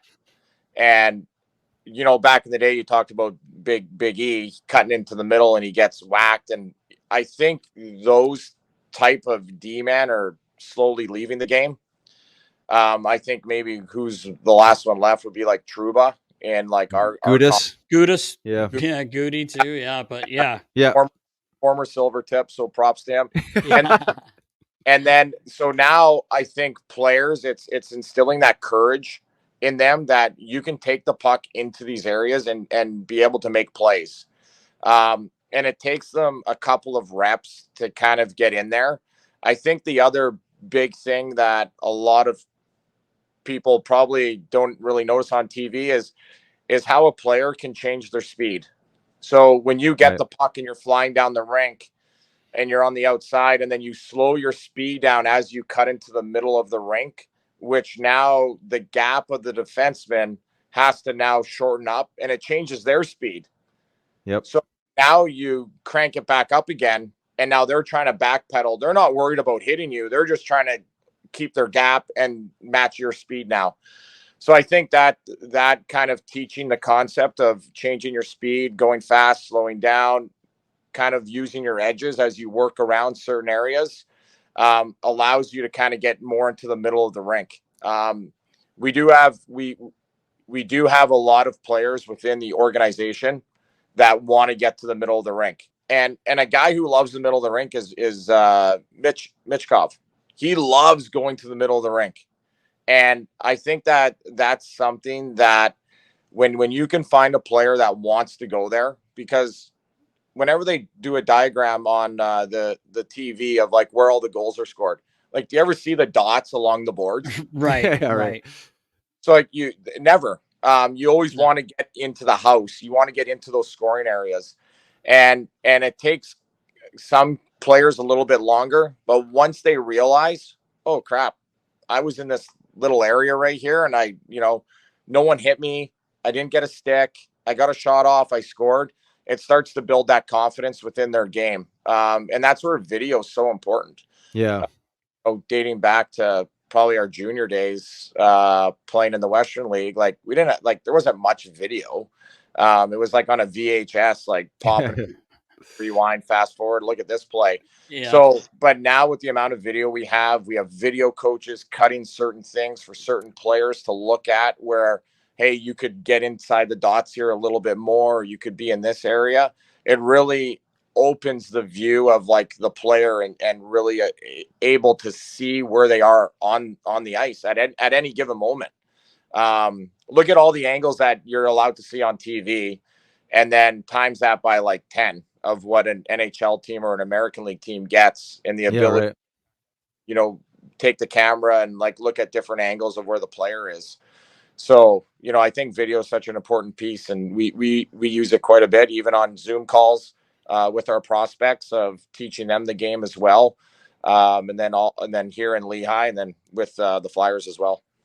Yeah, that's awesome. Yeah, that's important stuff. And as you mentioned, it takes time, right, to develop that confidence, right? You're going into high traffic areas, and you can see why a guy like Michkov loves to go to the middle of the ice. He just owns it, right? He wants it. He goes there because he feels comfortable there, I guess, right? I mean, but speak for myself, I'd stay far away from those zones, keep it to the outside here. It's like, knowing my limitations, but I could see how it takes that time, but you're almost giving them like permission too, right? It's like take this ice, because this is highly valuable ice here. And I think it just gives some of these guys, or maybe they're playing it safe in certain situations, that you have that green light to attack that ice. And I think over time that it certainly shakes itself out there. So I thought that was interesting when I heard you speak about it. I just wanted to get your take on that, because it can't be the easiest thing to coach, because when you're in the moment, it's like, oh geez, it's like,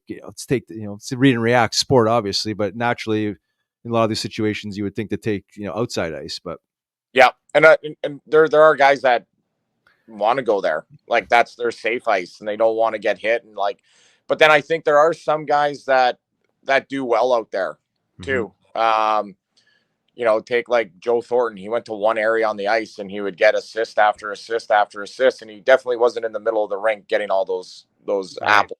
Yeah, right. That's a good point. But then there's other players who do everything through the middle there, and they get a lot of points too. So I think I would rather see a player who wants to play inside the dots and drive into those areas, those high traffic areas, and be able to make plays, compared to a guy who just floats around the outside trying to, look saucer passes and, set it up all like throughout the course of the game. So that's something that I definitely want to put into guys, to have that confidence. And that I look for when I'm watching their games. Yeah. Nice.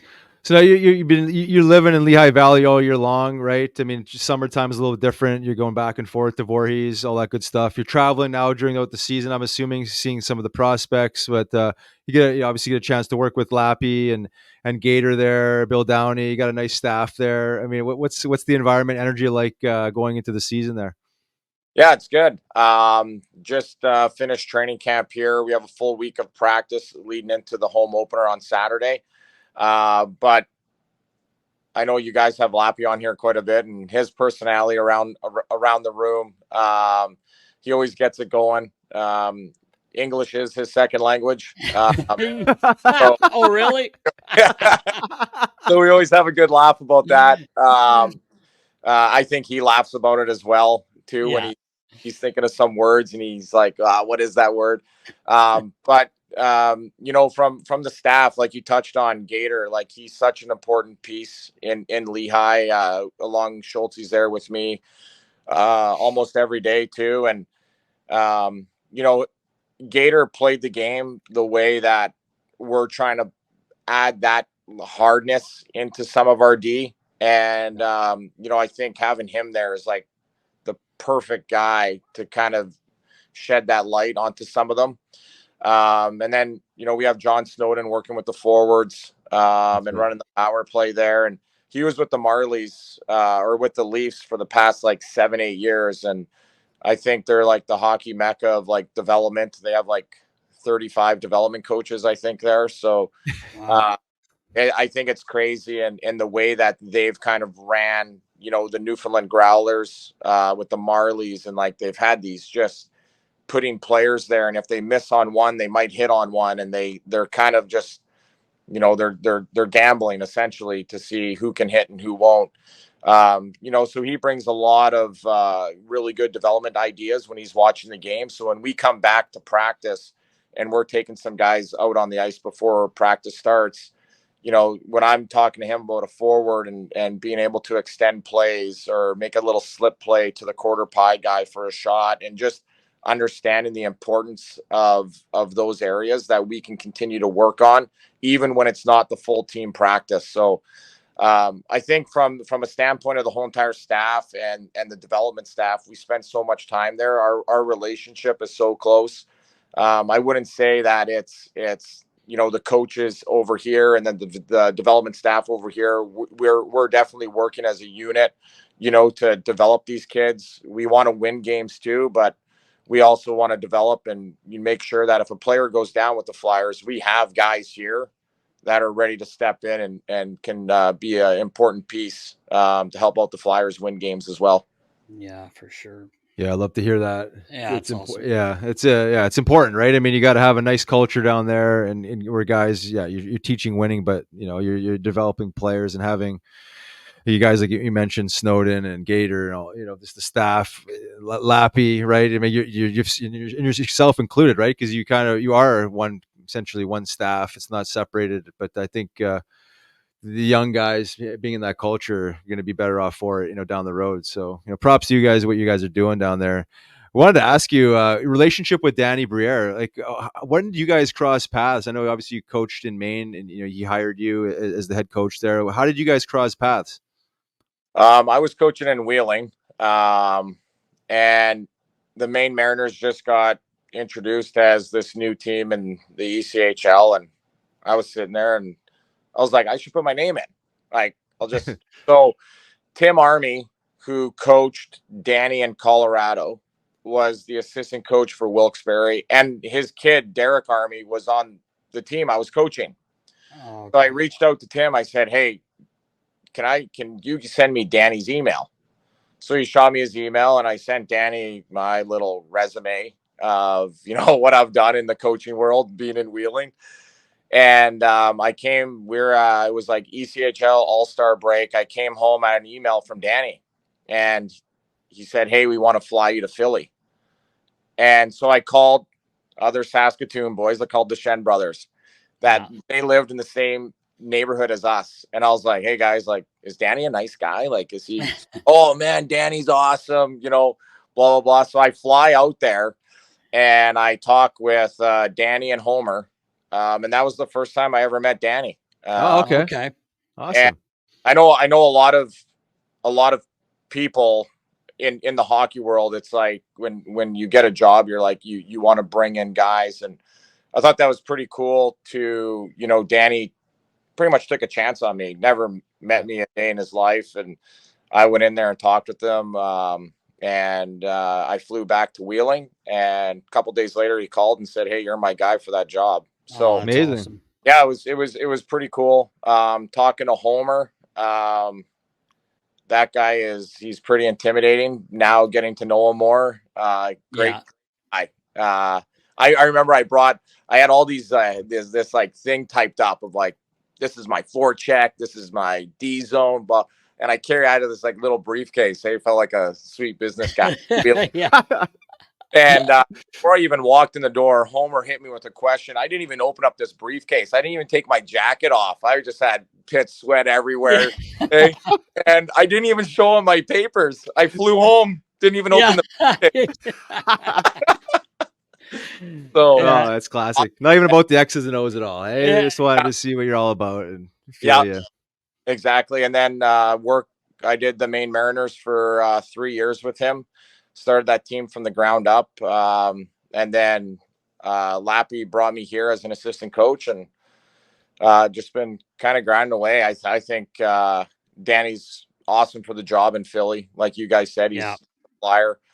I think the coolest thing about Danny and his whole story and where he's at is I think some guys they leave the game. A guy like Danny leaves the game.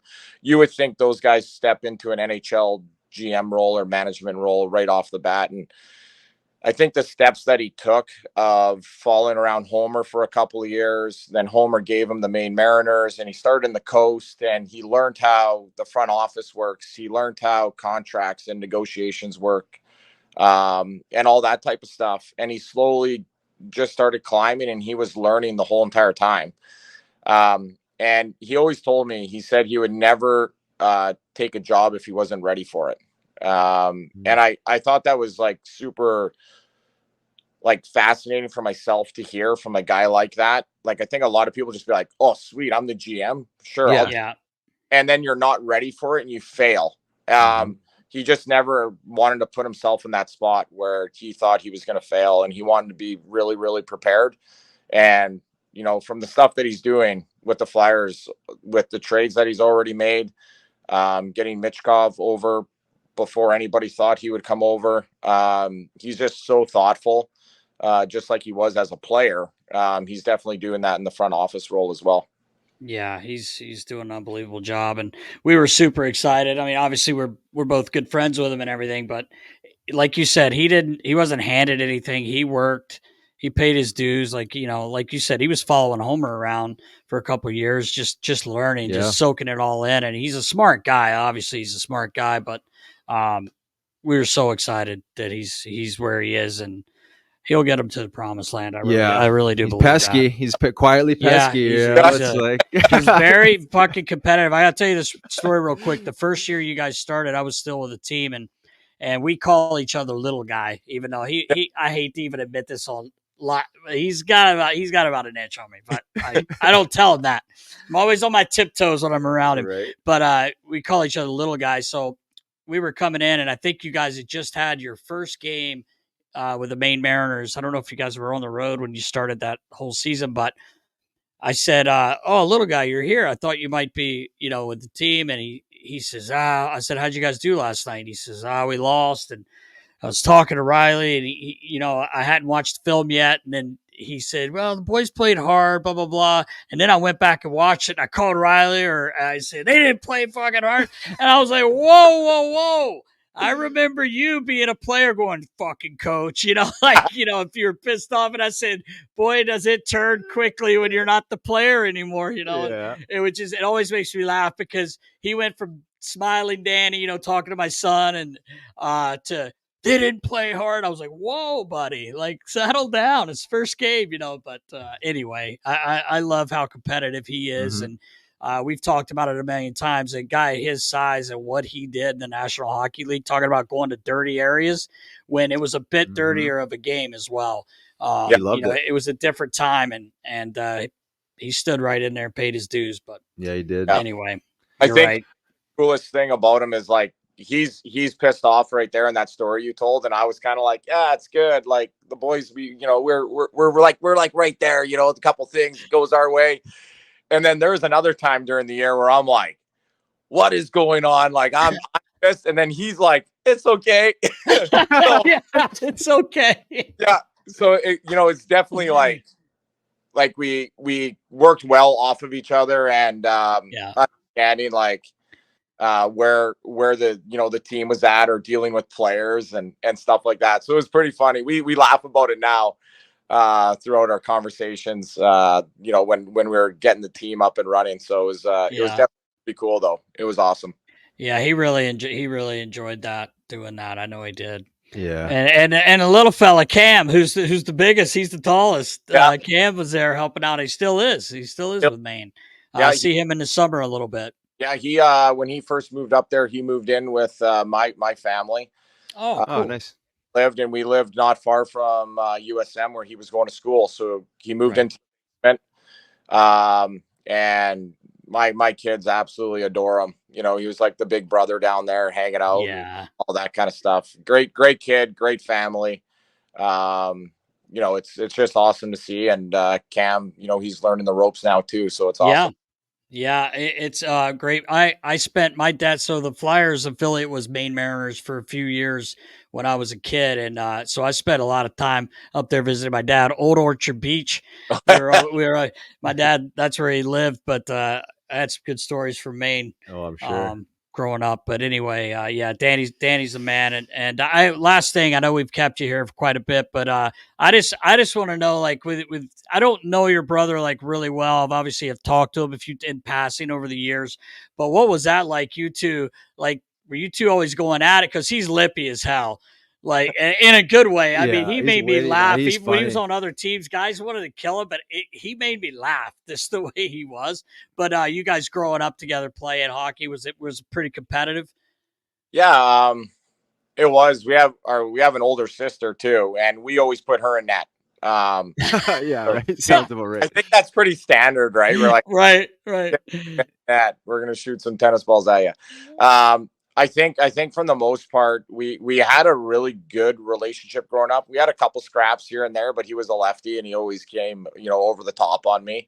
But for the most part, when he signed with Pittsburgh, we became more like best friends, even more than just like brothers. And we had like two different mindsets though. He was like a naturally gifted hockey player. He would like lay on the couch all day and like sleep, and I'd be outside shooting pucks, and he'd be like, then we'd go to the rink, and he'd just be like slinging pucks around, and I'd always go to my dad like, come on, like, what is I'm doing all this stuff, and he's just like doing all the, he's just like, it just came natural to him. Yeah. But then as we became more tighter, as like really close brothers, best friends, I moved in with him, and we lived like a block away from our parents, right? So we just go over there for dinners all the time. Like we didn't have food in the house. But yeah, we'd go over there, and like we'd go out in Saskatoon and stuff like that. And from my good looks and his not so good looks, like people Yeah. didn't know we were brothers. They honestly Right. like, oh, I thought you guys were just friends, because we were like around each other 24/7. Yeah.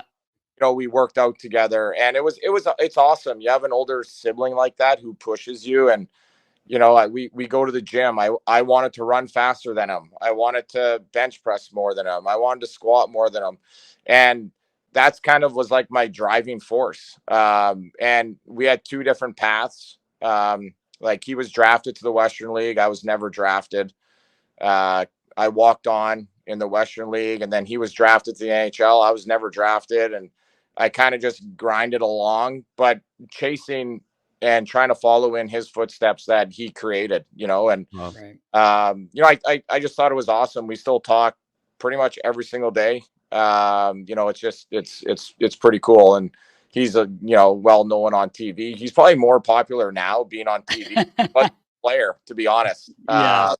So it's pretty cool what he is doing. He's still lippy though. I need Yeah. see I that. love it. He makes me laugh. That guy. It sounds like you got a little bit of that too. You guys are pretty witty, and yeah, I love listening to him too. Because I mean, we were the same age, and I played against him in the Western League, and we butt heads a bunch of times and all that good stuff. But I hear him talk, I just like I can't help but grin because he's so witty. You could just sense that he's gonna say something funny before he even says it because he got that smirk going. Guys would come back to the bench just wanting to kill him, and I'm like chuckle. I'm like, Yeah. it's fucking funny, man. Yeah. Yeah, it was great. It's great. I think I remember his first WHL game, Red Deer against Prince Albert, and he was wearing a bowl. I remember a fish bowl. He gets called up playing on the Saskatoon Blazers, and this is like, I think you guys, man, I was a Blades diehard, right? Like Blades diehard. I remember PA. I went to PA's camp when I would have been like 17, 18. I lived in the same billet as Schulte and Hartz. And like you were number like 11 in junior hockey, I believe. Yeah. And I would go to like Blades games all the time. Like I loved it, and but I remember he gets called up. I was so excited. I couldn't go to the game, but there was a line brawl, and it was like Steve and Pete was on the team. I think it was like Jeremy Getzinger, yeah. And I'm listening on the radio. I know exactly what you're talking about. Pete left the penalty box, went into the PA's box, beat up Jeremy Getzinger, I think, right? Yeah. And I was like, oh my God, this is insane. And I talked to Colby after the game, and he was like, man, I had like my fishbowl on. I was like, I didn't know what to do. Like, he was on the ice. So no, it was super cool being able to watch him grow up in the Western League and follow that. But also to see, I always talk with Schulte in the room about the Prince Albert Raiders and, the Smarty Bowl, I believe you guys called the rink. Smarty Bowl, yeah, the Communiplex, yeah, right? Yeah. So it's always good to just chit chat about that kind of stuff. And but it's really cool to kind of see where the paths that guys take, and I look at you and your career of, grinding. I think you went to like the Central League, and then all of a sudden, boom, you're in the American League. 3 years later, you're in the National League. And I think that's what people don't understand. They always think, okay, well, I just got cut, so I'm going to quit. And a lot of them just kind of hang it up too early, I think, instead of grinding it out a little bit and kind of putting a little bit of sweat equity into your own career. And that's something that I had to do. And I think a lot of others are understanding that they have to do that as well now. Yeah, it's a really good point. You think a lot of times fans just look at, NHL players, especially the elite players, and they just kind of like have this idea of the path. But then like all these other players that maybe never make it, or like they're journeymen, but like what the game of hockey is given to them, right? I mean, like you should look for yourself, right? It'd be a totally different path than your brother, but you're working in the NHL as the director of player development. You know what I mean? You packed it in after you had some adversity, a bunch of times, because it's a life of adversity, right? And hockey is basically a series of adversities.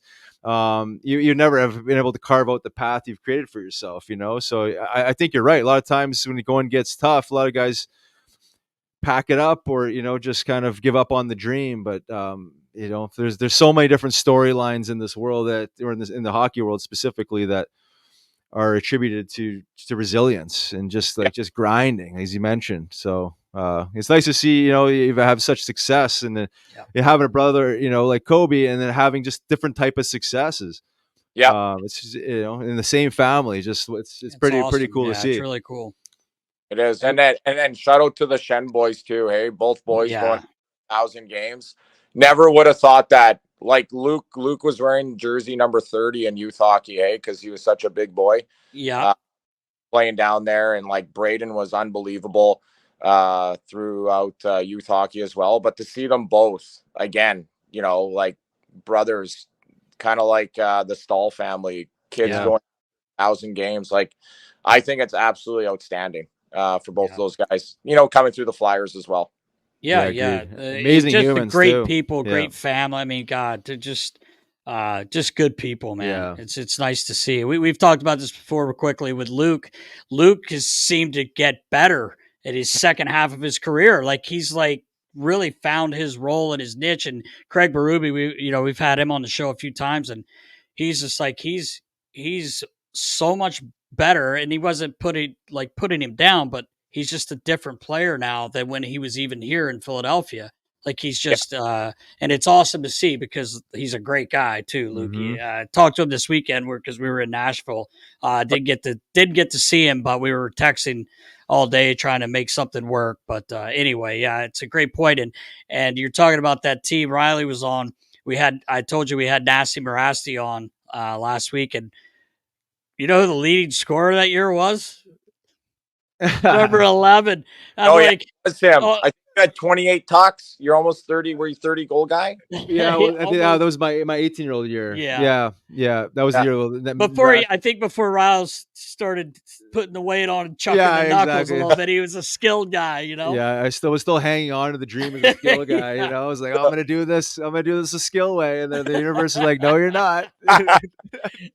We make a joke all the time, Riley. The first day I met Riggs here, it was the lockout year, and I get his gear, and he's at lunch, and I pull his sticks out. Coming from the Central League. Yeah. The Central, his blades, I said to Homer, is he right or left-handed? Because I don't know.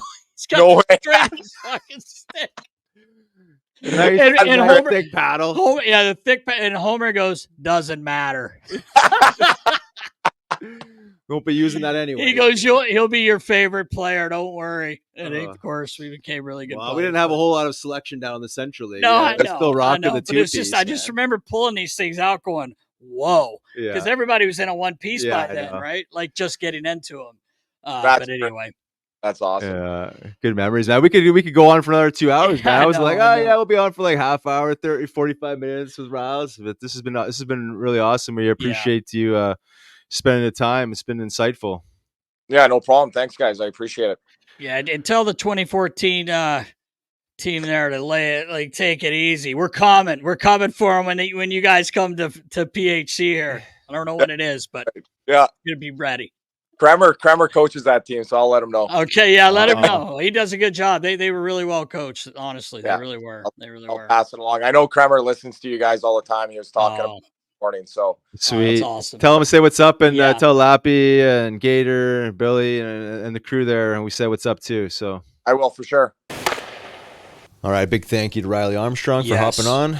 Awesome, dude. A lot of stuff going on, man. Yeah, a lot of kids keep up with, and that's obviously part of the job. I'm sure it's a lot of fun. Yeah, no, it sounds like he does a great job. Personal guy, obviously, and he's got some great experience all around. So he does. Wish him the best. Yep. Wish the Flyers the best. Appreciate him joining us. Oh, yeah. Riley. And it's that time, Nast. Is it that time? Oh, is it ever? Time for Clear Questions? Oh, yeah. Let's go. Clear Questions brought to you by Clear Rum. Go to clearrum.com/shop. Type in Nasty 2023 and get 35% off of your order. PA residents only. Had a few clearsies with me in Nashville last week. Oh, yeah? Smuggling them down there? I did. And, of course, I end up people wanting them after they take a sip. So that's what happens. It does. But anyway, let's go, baller. Greg Bond over on Instagram's leading us off. James? No, Greg. Greg. Oh, it was Bond. 007. Must be a cousin. I thought it was 006. A little older. Who has been your favorite interview so far? They've all been great. Wow, thank you. Thank you. Yeah. For a compliment. Jeez, that's a tough one. Don't know. Yeah, no, man, God. I'm trying to think.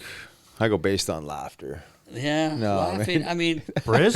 Briz was great. A couple of things Briz threw out there that I didn't even know, which was crazy. But I mean, God, I enjoy them all.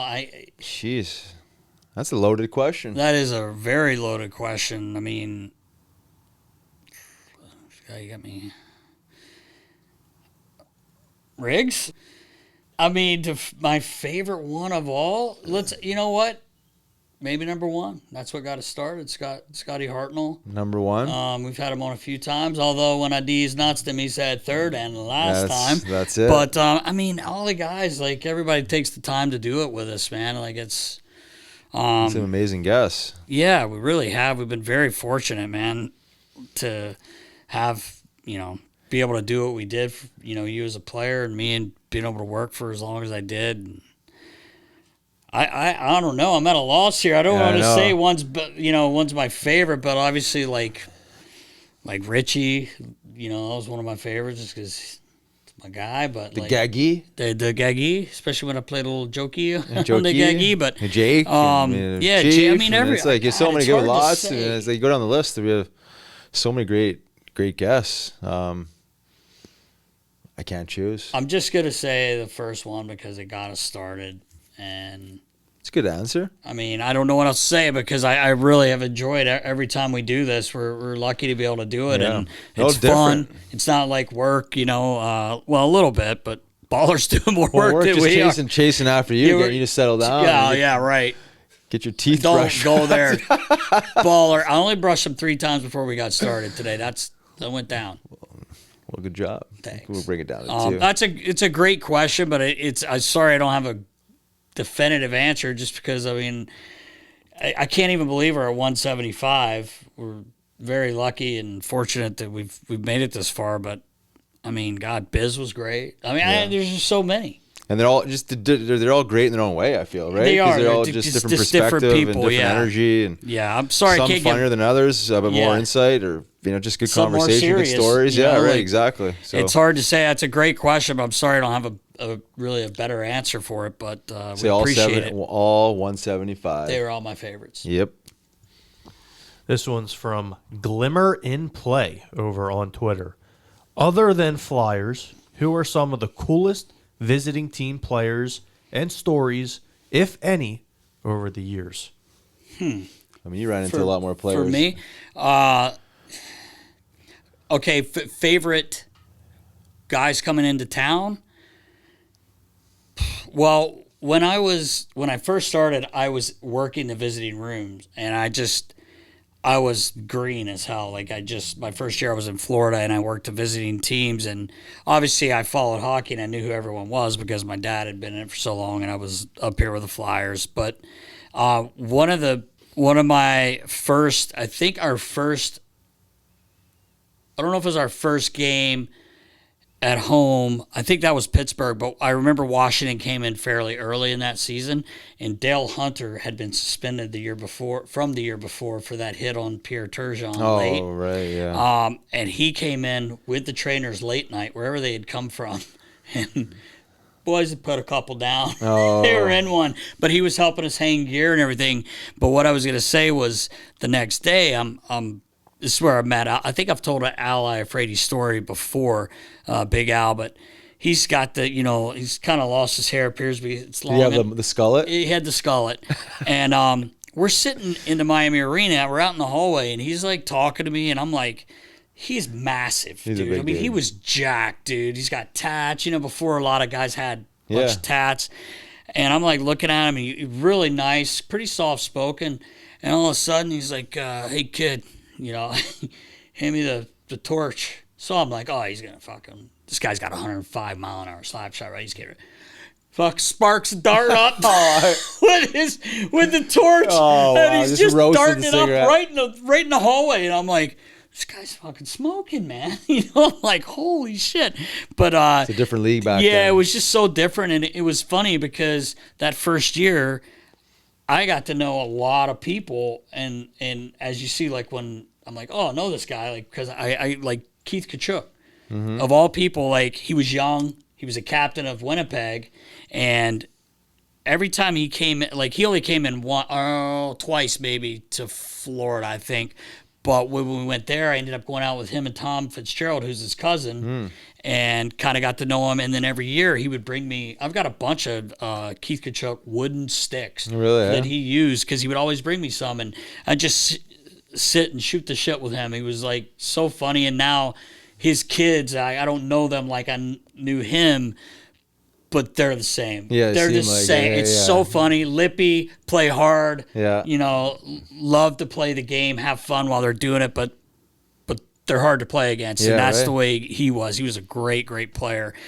So I could tell you a lot of different guys. Rob Ray was a ton of fun. I Matthew bet. Barnaby Rocking their robes. the robes, and it was really cool.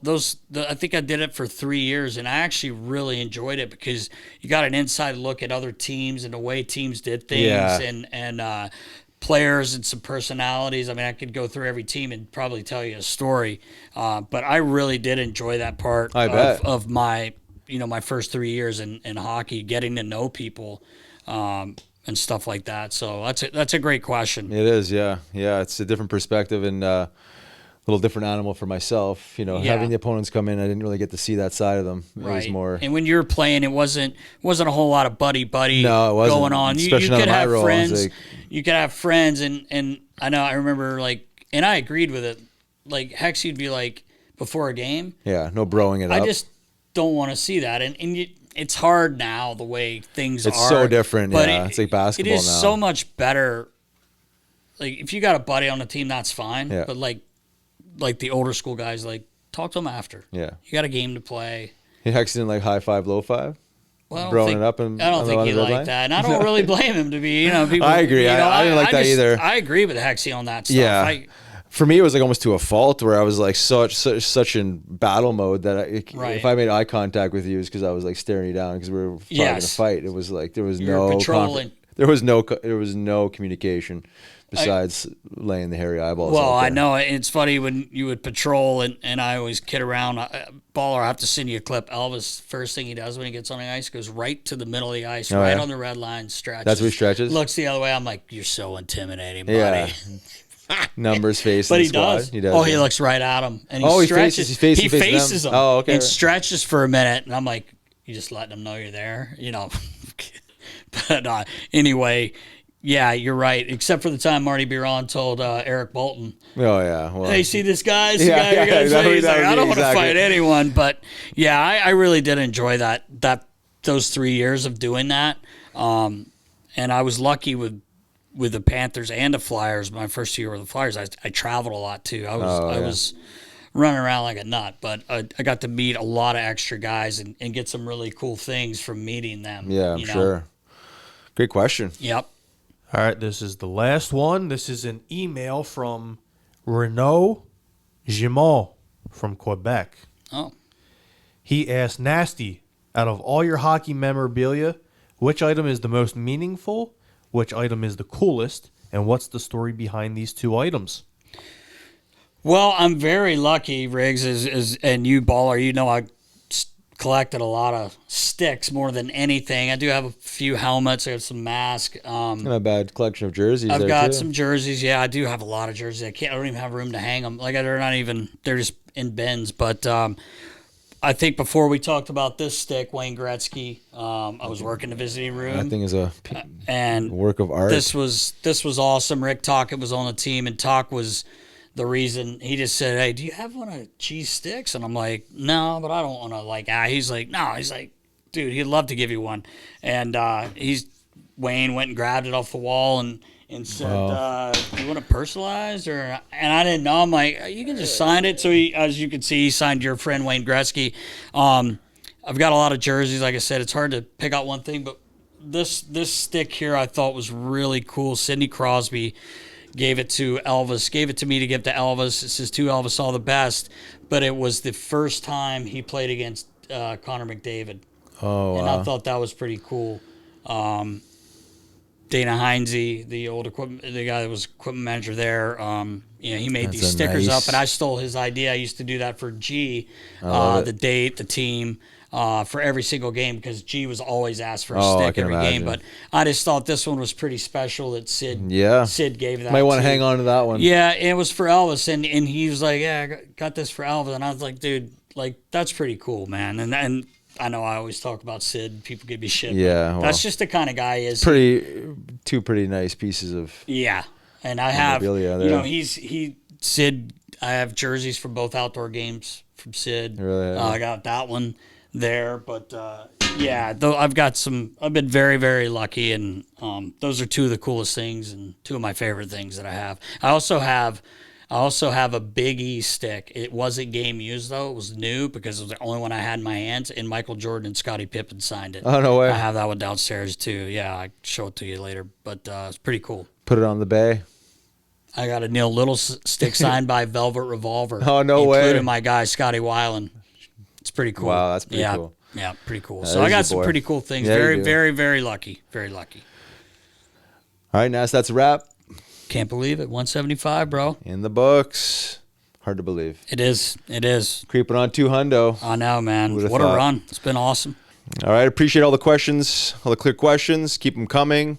Be sure to subscribe, like, comment. Hit us up on social media. Yes. Until next week for 176. Be sure to stay safe, knuckleheads. See ya.